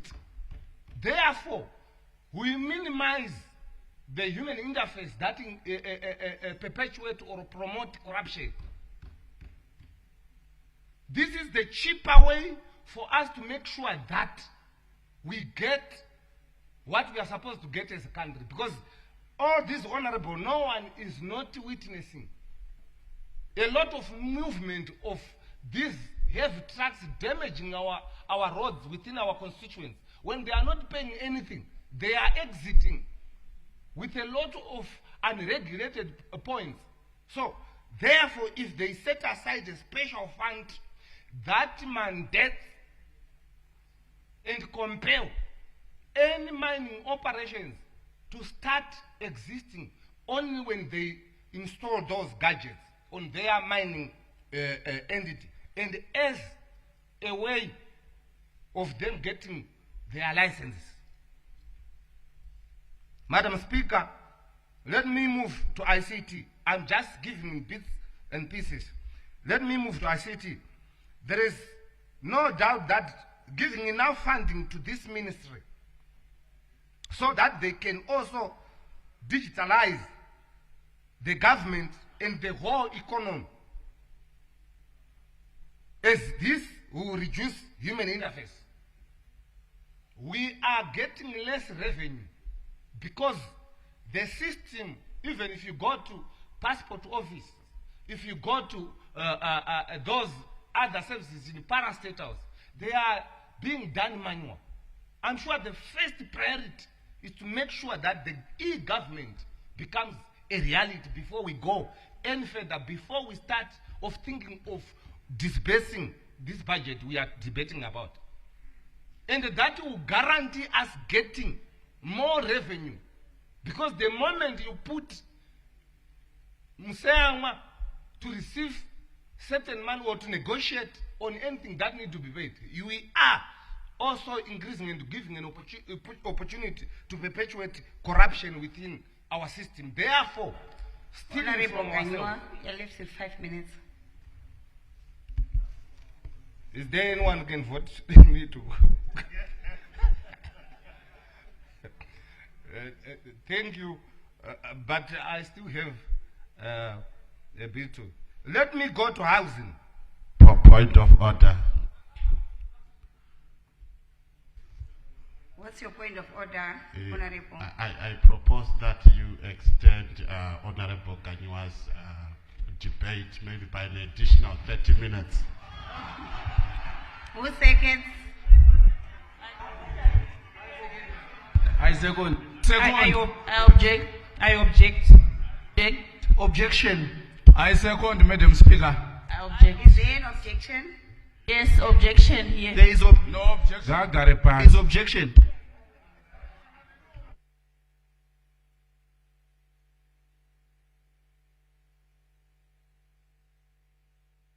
Saka nesuti cha objecta kwa muriko kwani ma objecta kono.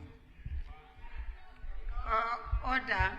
Honorable members, you can only move for extension when the time is expired. So can we allow Honorable Ganywa to finish his debate? Thank you, Madam Speaker. Let me quickly move into housing and social amenities. In last 2024 budget, there was a proposal to tax the second home of individuals and companies.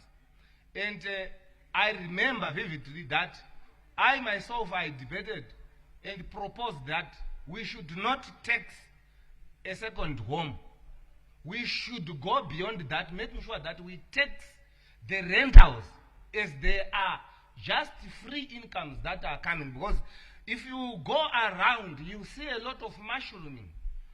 It seems a lot of people that makes their deals there, they can go and build a lot of cluster homes, be it companies or as individuals. And this man goes in individuals' pockets without the government getting anything. Therefore, minister should also make sure that we go for the rentals. And we've got other government, we have got other private sectors such as so-called insurance and pension funds.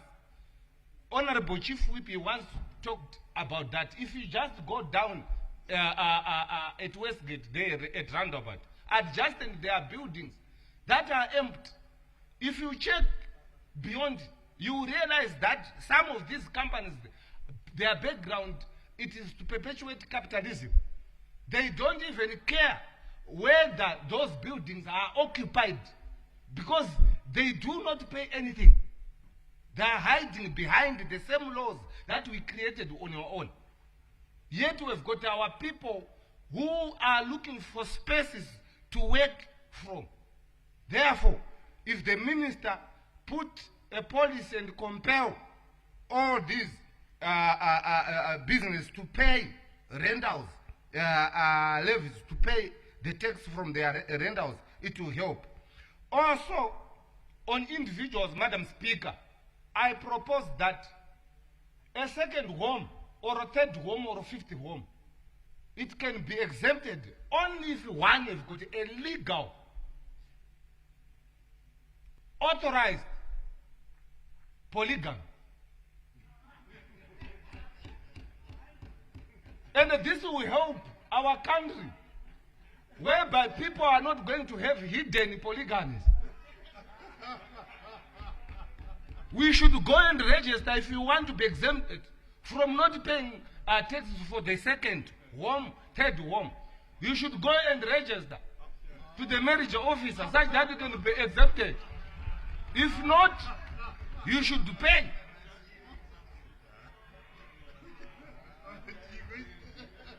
Madam Speaker,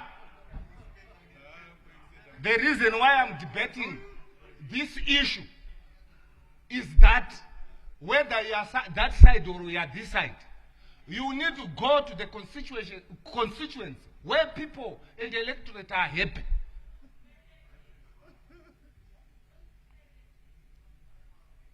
Madam Speaker, let me just jump there because it seems like I have gone in many other people's fields. To the vacant stands, I'm still on the property issues.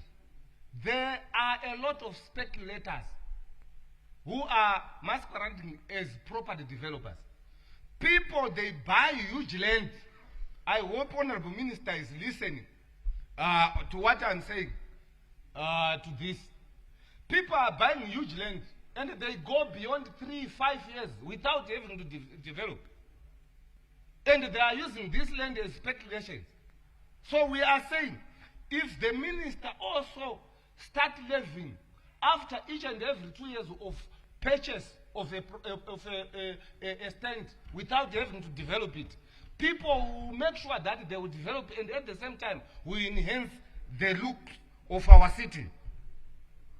Let me Time is up, Honorable Ganywa.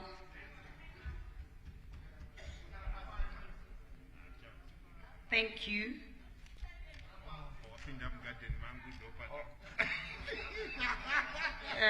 Any further debates? I call upon Honorable T. Nyati.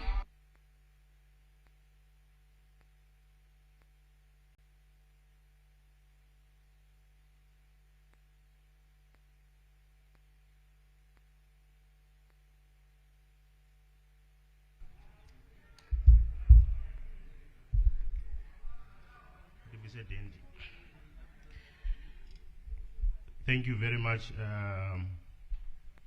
Madam Speaker, for affording me the opportunity to also add my voice on the national budget discussion. I would like to highlight to the Minister of Finance the following points. I will not delve into numbers. I will just highlight issues as I go, as I'm sure everyone has got the numbers readily available to them on the reports that have been shared. I would want to talk about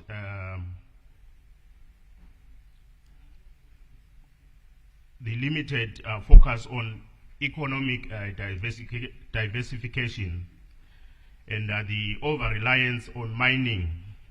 The budget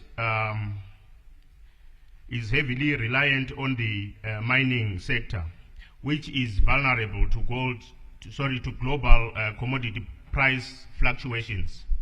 We have noticed of late the prices of platinum and lithium, which Zimbabwe is number 2 producer in Africa on platinum, and I think number 1 in Africa for lithium. Those prices have declined significantly, and this has resulted on a heavy impact on the mining sector. The companies that are involved in platinum and lithium mining have been severely affected by the fall in the prices. This has also impacted on their operations, which then ends up impacting also on the minister's revenue pace. I want to talk about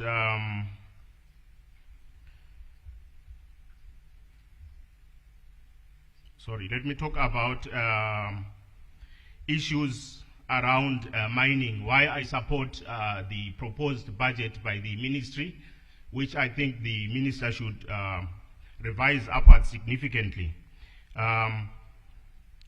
We have a problem with the way our EPOs are currently operating, and we need to equip or capacitate the ministry in order for them to solve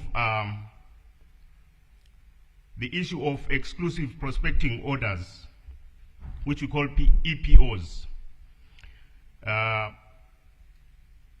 We need a review of the EPOs. We need time-bound exploration and implement stricter timeframes for exploration activities to prevent land hoarding and encourage timely development.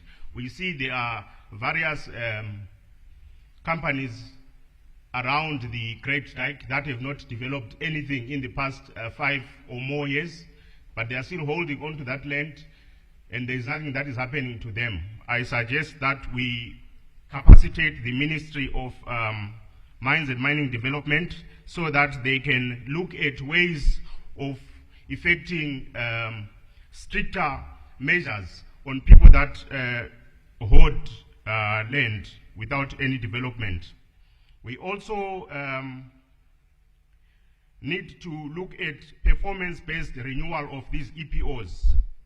We must tie the EPO renewals to specific milestones in performance benchmarks, ensuring that the holders are effectively contributing to the sector. We must also look at multiple EPO holders. We must allow multiple entities to explore the same area to foster competition and accelerate development, versus what we currently have, where only one EPO is licensed to explore a particular area. I think we need to create competition around so that people can move with speed.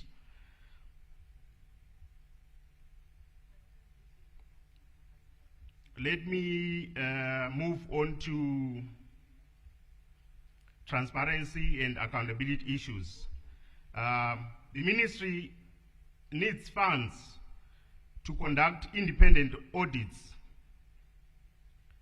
regular independent audits, of mining operations to ensure compliance with regulations and environmental standards.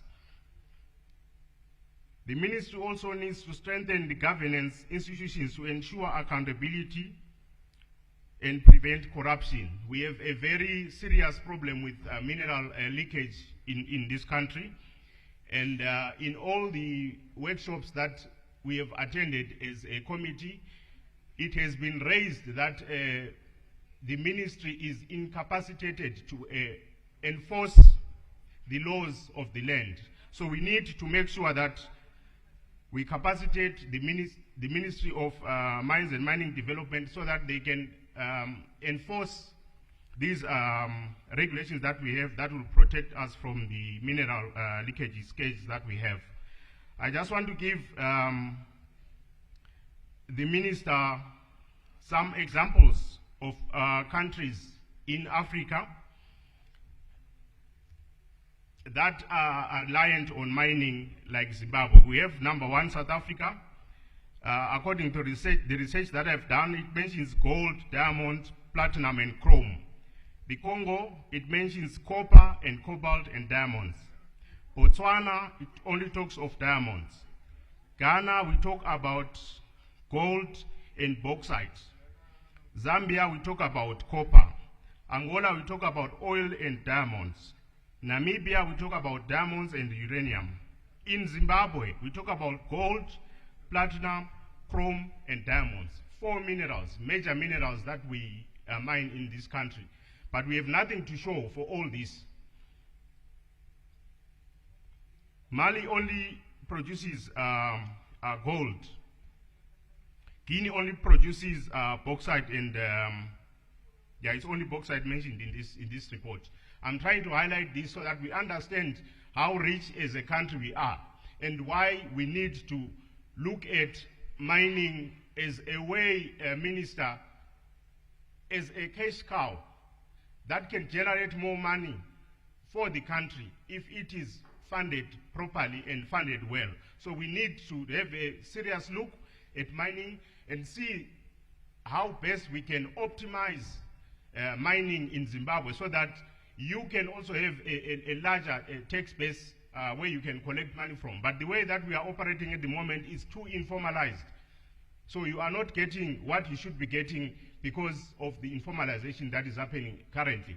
There is no monitoring, there is no accountability. We need to move with speed, particularly on the gold miners, the artisanal gold miners. I think there's a lot of room for improvement for the small-scale gold miners, where if we put proper structures, we can harvest more revenue from the small-scale miners. By the way, if we look at the statistics, the small-scale miners are actually the largest producing sector, more than the formalized sector, which we know, the How mine, the Shamba Gold, and all other mines. So we need to formalize our regulations so that we cater for the artisanal miners, which I believe we are not taxing properly at the moment. Let me move to the energy sector. Madam Speaker, is it Mr. Speaker now? Okay, sorry. Mr. Speaker, our energy sector is in doldrums. We are currently, as a nation, we currently have a generating capacity, installed generating capacity of 2,600 megawatts. That is our installed generating capacity. According to the research that I have done, we are only able to generate around 1,500 megawatts as of to date. And the country's demand at the moment is 4,000 megawatts. That is the country's demand. We are only producing around 1,500, which means the bulk of that is imported and is also being load-shedded across the country. But Minister needs to have a look at this sector, because this is the engine of development. This is the engine of growth. We need ZESA to be alive. I do support the coming in of IPPs. I do support that. But if I look at what ZESA is producing, 1,500 against what we require as a nation, 4,000, it means that if we allow IPPs to fill this gap, then ZESA is going to be almost redundant. If we look at, in about 5 years' time, we are expecting our demand to go to around 5,200 megawatts. If ZESA does not do anything about the 2,600 megawatts that it can produce, then it means ZESA will be overtaken by IPPs. This will not be a good state. I believe the minister needs to look at this quite seriously, because energy is the engine of any economic development. There's nothing that can happen without power. I was looking at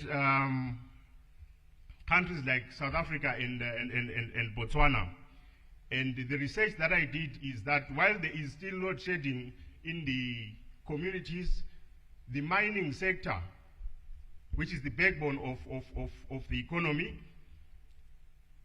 does not get load shedded. We had an opportunity to visit South Africa recently. The inquiries that we made there were that over, I think they said 18 months, they have not been load shedded. It's only a major fault that occurs, but there is no load shedding. But if you look at our situation here, and sorry, by the way, they do not have their own solar systems like we have with our large platinum producers, Zimplas, where they are installing solar farms and stuff. They are relying Point of merely... order, Mr. Speaker, sir. What is your point of order? Thank you very much, Honorable Speaker, sir. The honorable member preempted the report inofana uzoya muno muhouse committee because vakaita tour kuenda ku South Africa nekuzimplants saka vachauya muno muhouse tozoidebata vasvita ino.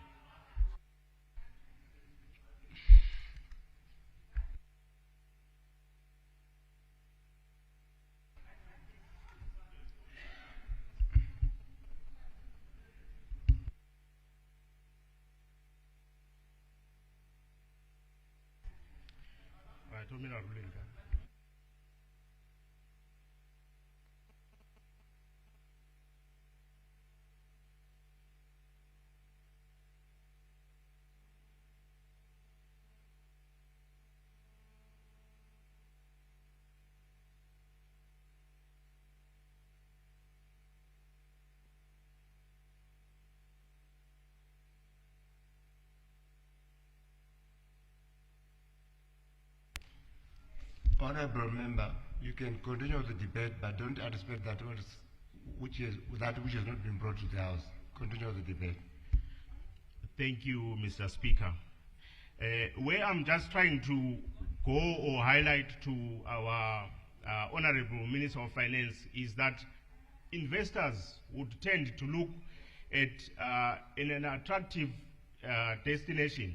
If someone wants to come and invest in, say, gold mining, and the budget they have for that is maybe 200 or 500 million.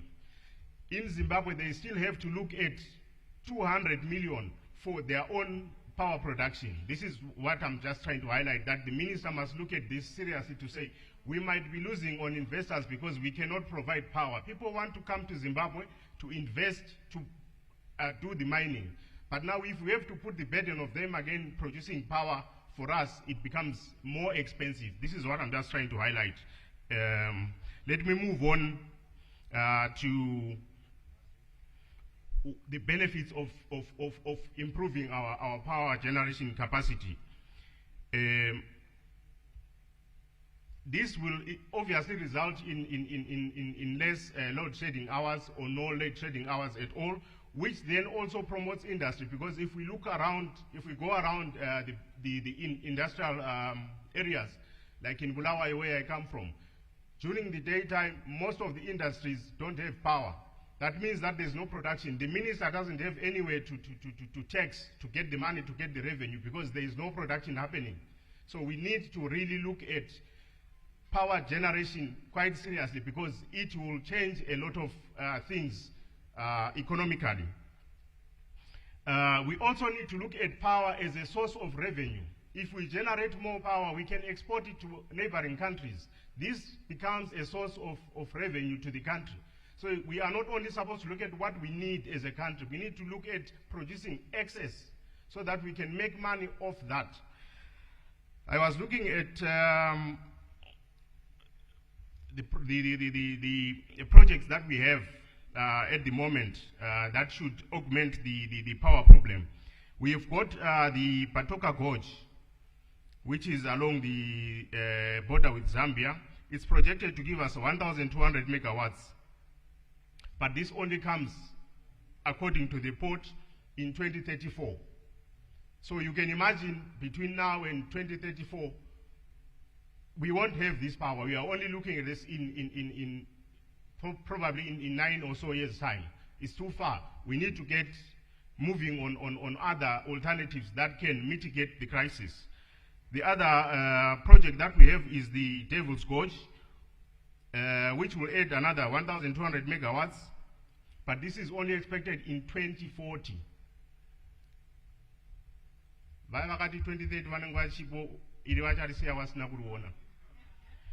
So we need to move with speed to make sure that we cover these energy gaps, because all these projects that we are looking at are long-term projects. They are not short-term projects. Point of order. What's your point of order? Thank you, Honorable Speaker, sir. Ndokumbira kuti honorable member vasitike to co-debate ravatakanangana naro vadzore manzwi avataura vachitsanangura zvavanga vachizama kutsanangura muno muhouse tizvinzwisise mazviita henyu. Honorable member, you must use one language. Use one language. Continue. I thank you, Mr. Speaker, sir. In the interest of time, let me look at the short-term solutions that we can proffer to our energy sector. We need to move with speed, Minister, in the rehabilitation of existing plants. We need to prioritize rehabilitation and maintenance of our existing plants at Wange Power Station. We know the government has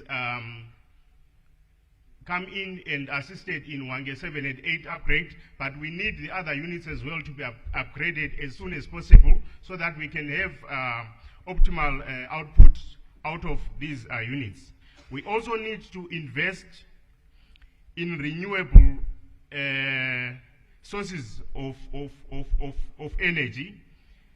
The speed at which we are currently moving with the wind energy studies is not convincing. We need to move quite fast with that, because that is a low-hanging fruit. Once the results are obtained, we can start implementing these projects and start seeing a reduction in the load shedding hours. We need to upgrade our power grid. We need to invest in the modernization of the national power grid to minimize transmission losses and improve distribution efficiency. This we are getting from the reports that we get from the ZETDC leadership. When we sit with them, the losses are a little bit on the high side. So we need to improve our grid so that we minimize on the losses. We need to promote energy conservation. If we move around in town, we see some buildings will be on, the lights will be on, but without any occupancy. We need to change the way that we use energy. We need to start being conservative. Honorable member, 2 minutes left. Not 5. 2. Okay, let me just wrap up. Mr. Speaker, sir. So we need also to implement energy efficient technologies and support the adoption of efficient technologies. If we look at some of the government buildings, they're still using old lights that are still consuming a lot of energy. We need to conscientize everyone, particularly the government departments, to lead by example in conserving energy. We also need to explore other avenues like natural gas, biomass energy, the new solar perovskite solar cells that have just been discovered, which are twice as efficient as the silicon-based solar cells that are currently used to manufacture the solar panels. We need also to study the pumped hydro storage systems that the developed countries are currently using. We also need to look at green hydrogen, which is being used now in other countries to produce renewable energy. I thank you, Mr. Speaker. I submit. Thank you, Honorable. Any further debate? I recognize Honorable Timbura.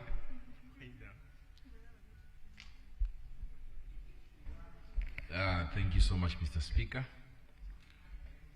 Firstly, I would like to appreciate the Minister for the national budget, and I also want to appreciate all the honorable members that have discussed so far. Firstly, I would like to streamline my debate and focus on two matters that were raised by the Minister. The first one was the issue to do with deductibility of royalties. Mr. Speaker, the taxation of royalties is a critical element in balancing Zimbabwe's drive for economic growth, innovation and investment attraction, while safeguarding the integrity of our tax system. Current legislation allows for deductibility or royalty payments for trademark, patents and technical services. While this provision fosters knowledge transfer and resource utilization, it also presents a challenge. The limited availability of comparable transactions makes it very, very difficult to assess whether the payments are aligned with fair and arm's length principles. In an era where base erosion of profit shifting poses a significant threat to developing economies like ours, Zimbabwe, I think we must ensure that royalties reflect genuine economic value and are not used as tools for tax evasion or profit shifting by multinational enterprises. This requires innovation solutions and forward-looking framework to strike the right balance between incentivizing businesses and protecting Zimbabwe's tax base. I would therefore highlight the technical challenges posed by limited comparability, propose actionable measures to address them, and emphasize the need to align our policies with international best practices. Mr. Speaker, sir, the deductibility of royalties and similar payments for trademark, patents and technical services plays a pivotal role in fostering innovation and attracting investment. However, the limited availability of comparable transactions presents a significant challenge ensuring that the deduction aligns with fair arm's length principles, especially in transactions involving related parties. This issue is particularly acute in our country, number one, due to limited access to robust local and regional data on royalties, compounded by the unique nature of some industries and resources. The base erosion profit shifting, multinational enterprise may exploit this limitation by inflating royalty payments to related parties in low tax jurisdiction, effectively eroding our tax base and our revenue collection measures. There's the issue of data gaps and benchmarking. Zimbabwe lacks a comprehensive database of royalty transactions for benchmarking, making it difficult for ZIMRA to assess the reasonableness of claims. Unique resource attributes. The unique nature of Zimbabwe's natural resources and intellectual property often means international benchmarks do not fully apply, further complicating comparability of royalties. I also propose this, Mr. Speaker, sir.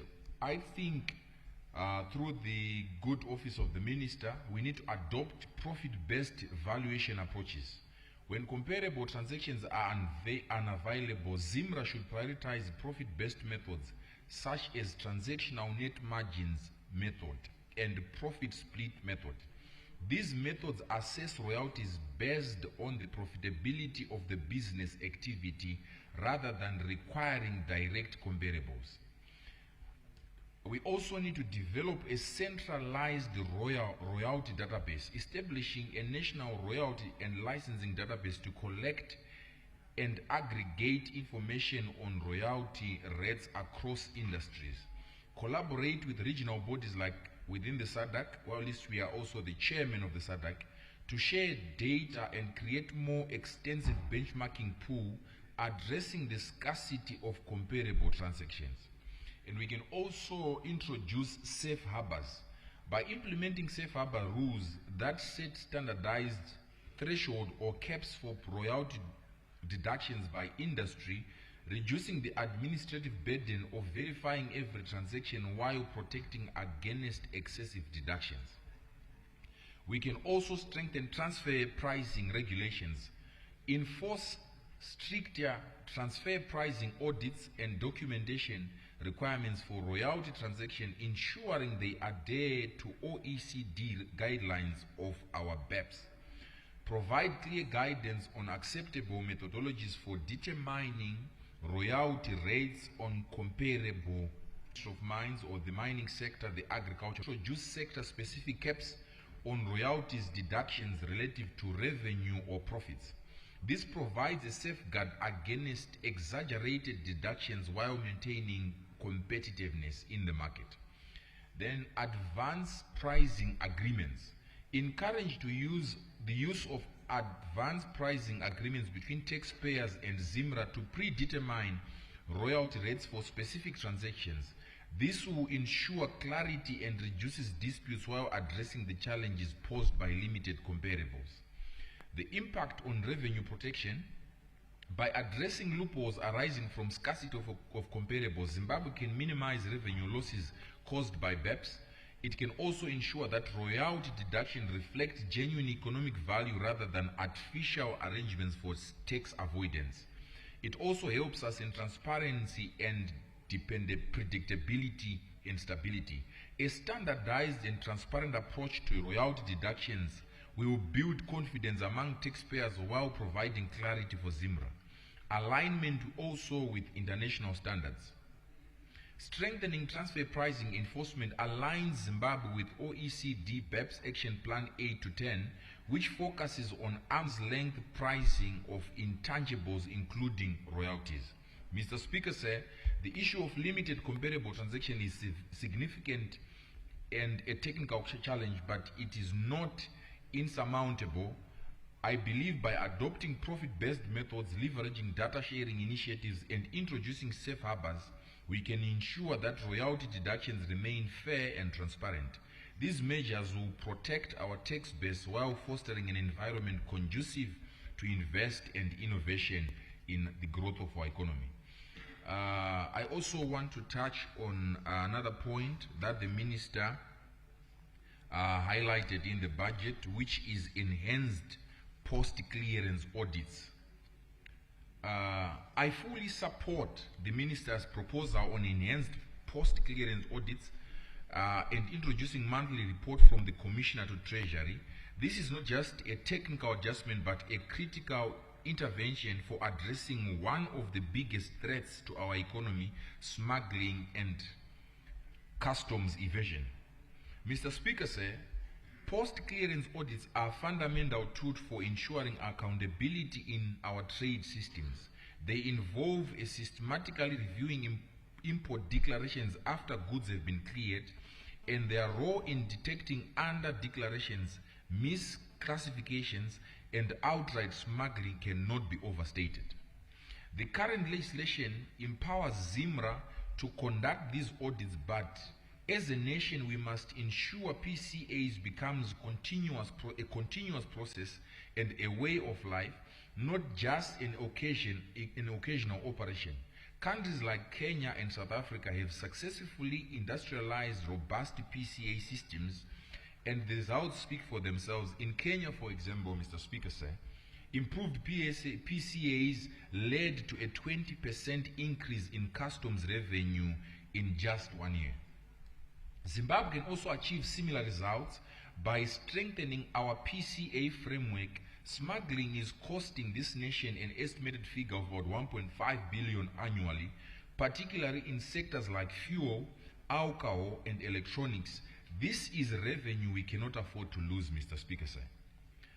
Mr. Speaker, sir, the proposal for monthly PCA's reports to Treasury is a game changer, and I will try to explain why. Number one, it ensures consistent monitoring of revenue recovery efforts and allows us as a nation and the Treasury to track trends in non-compliance.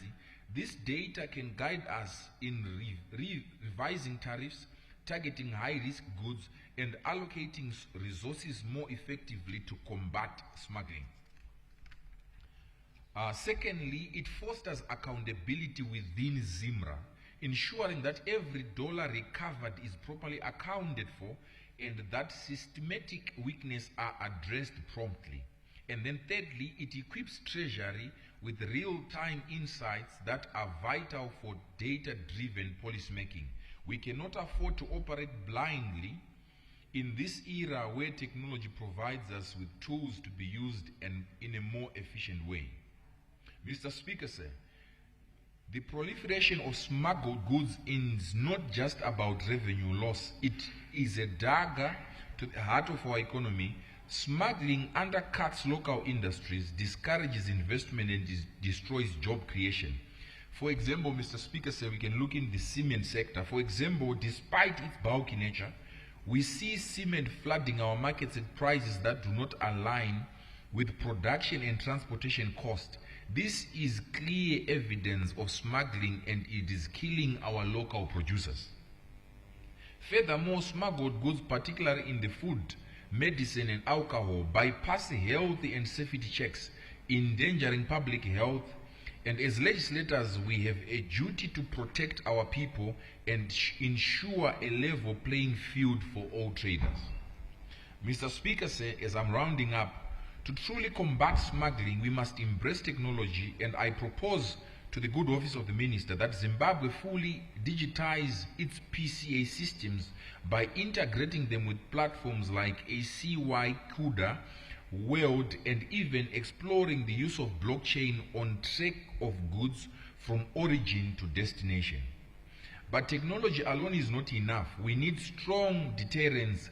Let's impose harsher penalties on repeat offenders, including significant fines and criminal charges. Let's also ensure that the indicative list of deemed smuggling products, alcohol, cement, clothing, as ministered and stated by the Minister, is rigorously enforced with mandatory document evidence to customs compliance. Mr. Speaker, sir, by enhancing PCAs and institutionalizing them as part of our custom culture, we can achieve increased revenue collection, closing the budget deficit, and funding critical sectors like the health sector, education, and infrastructure. A broader tax base as compliance increases across the board. Fair competition for local business, encouraging industry growth, and creating jobs. In conclusion, Mr. Speaker, sir, smuggling is not just an economic issue, it is a national security threat and a challenge to our sovereignty. The Minister's proposal to enhance PCAs and introduce monthly reporting is a step in the right direction, I commend. In conclusion, Mr. Speaker, sir, to achieve zero tolerance for smuggling and evasion, we must implement a multi-agent approach with ZIMRA, the police, military, and intelligence services working together. This requires intelligence-driven operations, leveraging advanced technology like surveillance drones and GPS tracking for real-time monitoring. We need joint training programs for all security agencies to enhance capacity in detecting and preventing smuggling. Stringent penalties must be enforced, and internal audits should ensure accountability within the security sector, and ZIMRA included. Strengthening border security with non-intrusive inspection systems and enhancing community policing will further deter illegal trade. Only through these integrated efforts can we secure a fair, transparent, and thriving economy. I call on this House to support these measures suggested by the Minister wholeheartedly and urge the responsible authorities to implement them swiftly and effectively. Zimbabwe cannot afford to lose another dollar to smuggling. Let us decisively and be decisive and deliberate to protect our economy, our industries, and our people. I thank you, Mr. Speaker, sir. Yes, these are quite some detailed recommendations coming through from the members of the National Assembly. And of course, we always know that after the budget presentation, there will be so much research, so much recommendations. Ministries are requesting for more money, as we have witnessed in today's sessions, as we have seen. Obviously, issues around the allocation to the Minister of Transport. The MPs are calling for more allocation towards the transport, as it was only given around 2% of the national budget for 2025, and they've requested for more money to be allocated in order to complete infrastructure that is pending throughout the country. And we've also seen demands from the Ministry of Agriculture to say, and as far as ensuring that the country's economy is developing on the positive trajectory, they do expect that the Ministry of Lands, Agriculture, Fisheries, Water and Rural Development to be much capacitated. And also obviously the contentious issue of the 10% on winning bonuses for those who will be involved in soccer betting. The conversation was around whether this money should be channeled directly towards the sport development, whether it should be reduced, whether there should be some threshold. And these are some of the recommendations and discussions that are being presented by the various members of the National Assembly. Of course, I should say detailed research that they come up with, recommendations, and we are going to see more of such coming through as we journey towards an upper middle-income society. Such debates, such recommendations, such vast research will only propel the country towards the national development. Well, that's what we had for you from the new Parliament building in Mount Upton. From myself, Ian Wambe, the entire crew behind the scenes, stay tuned to ZBC TV.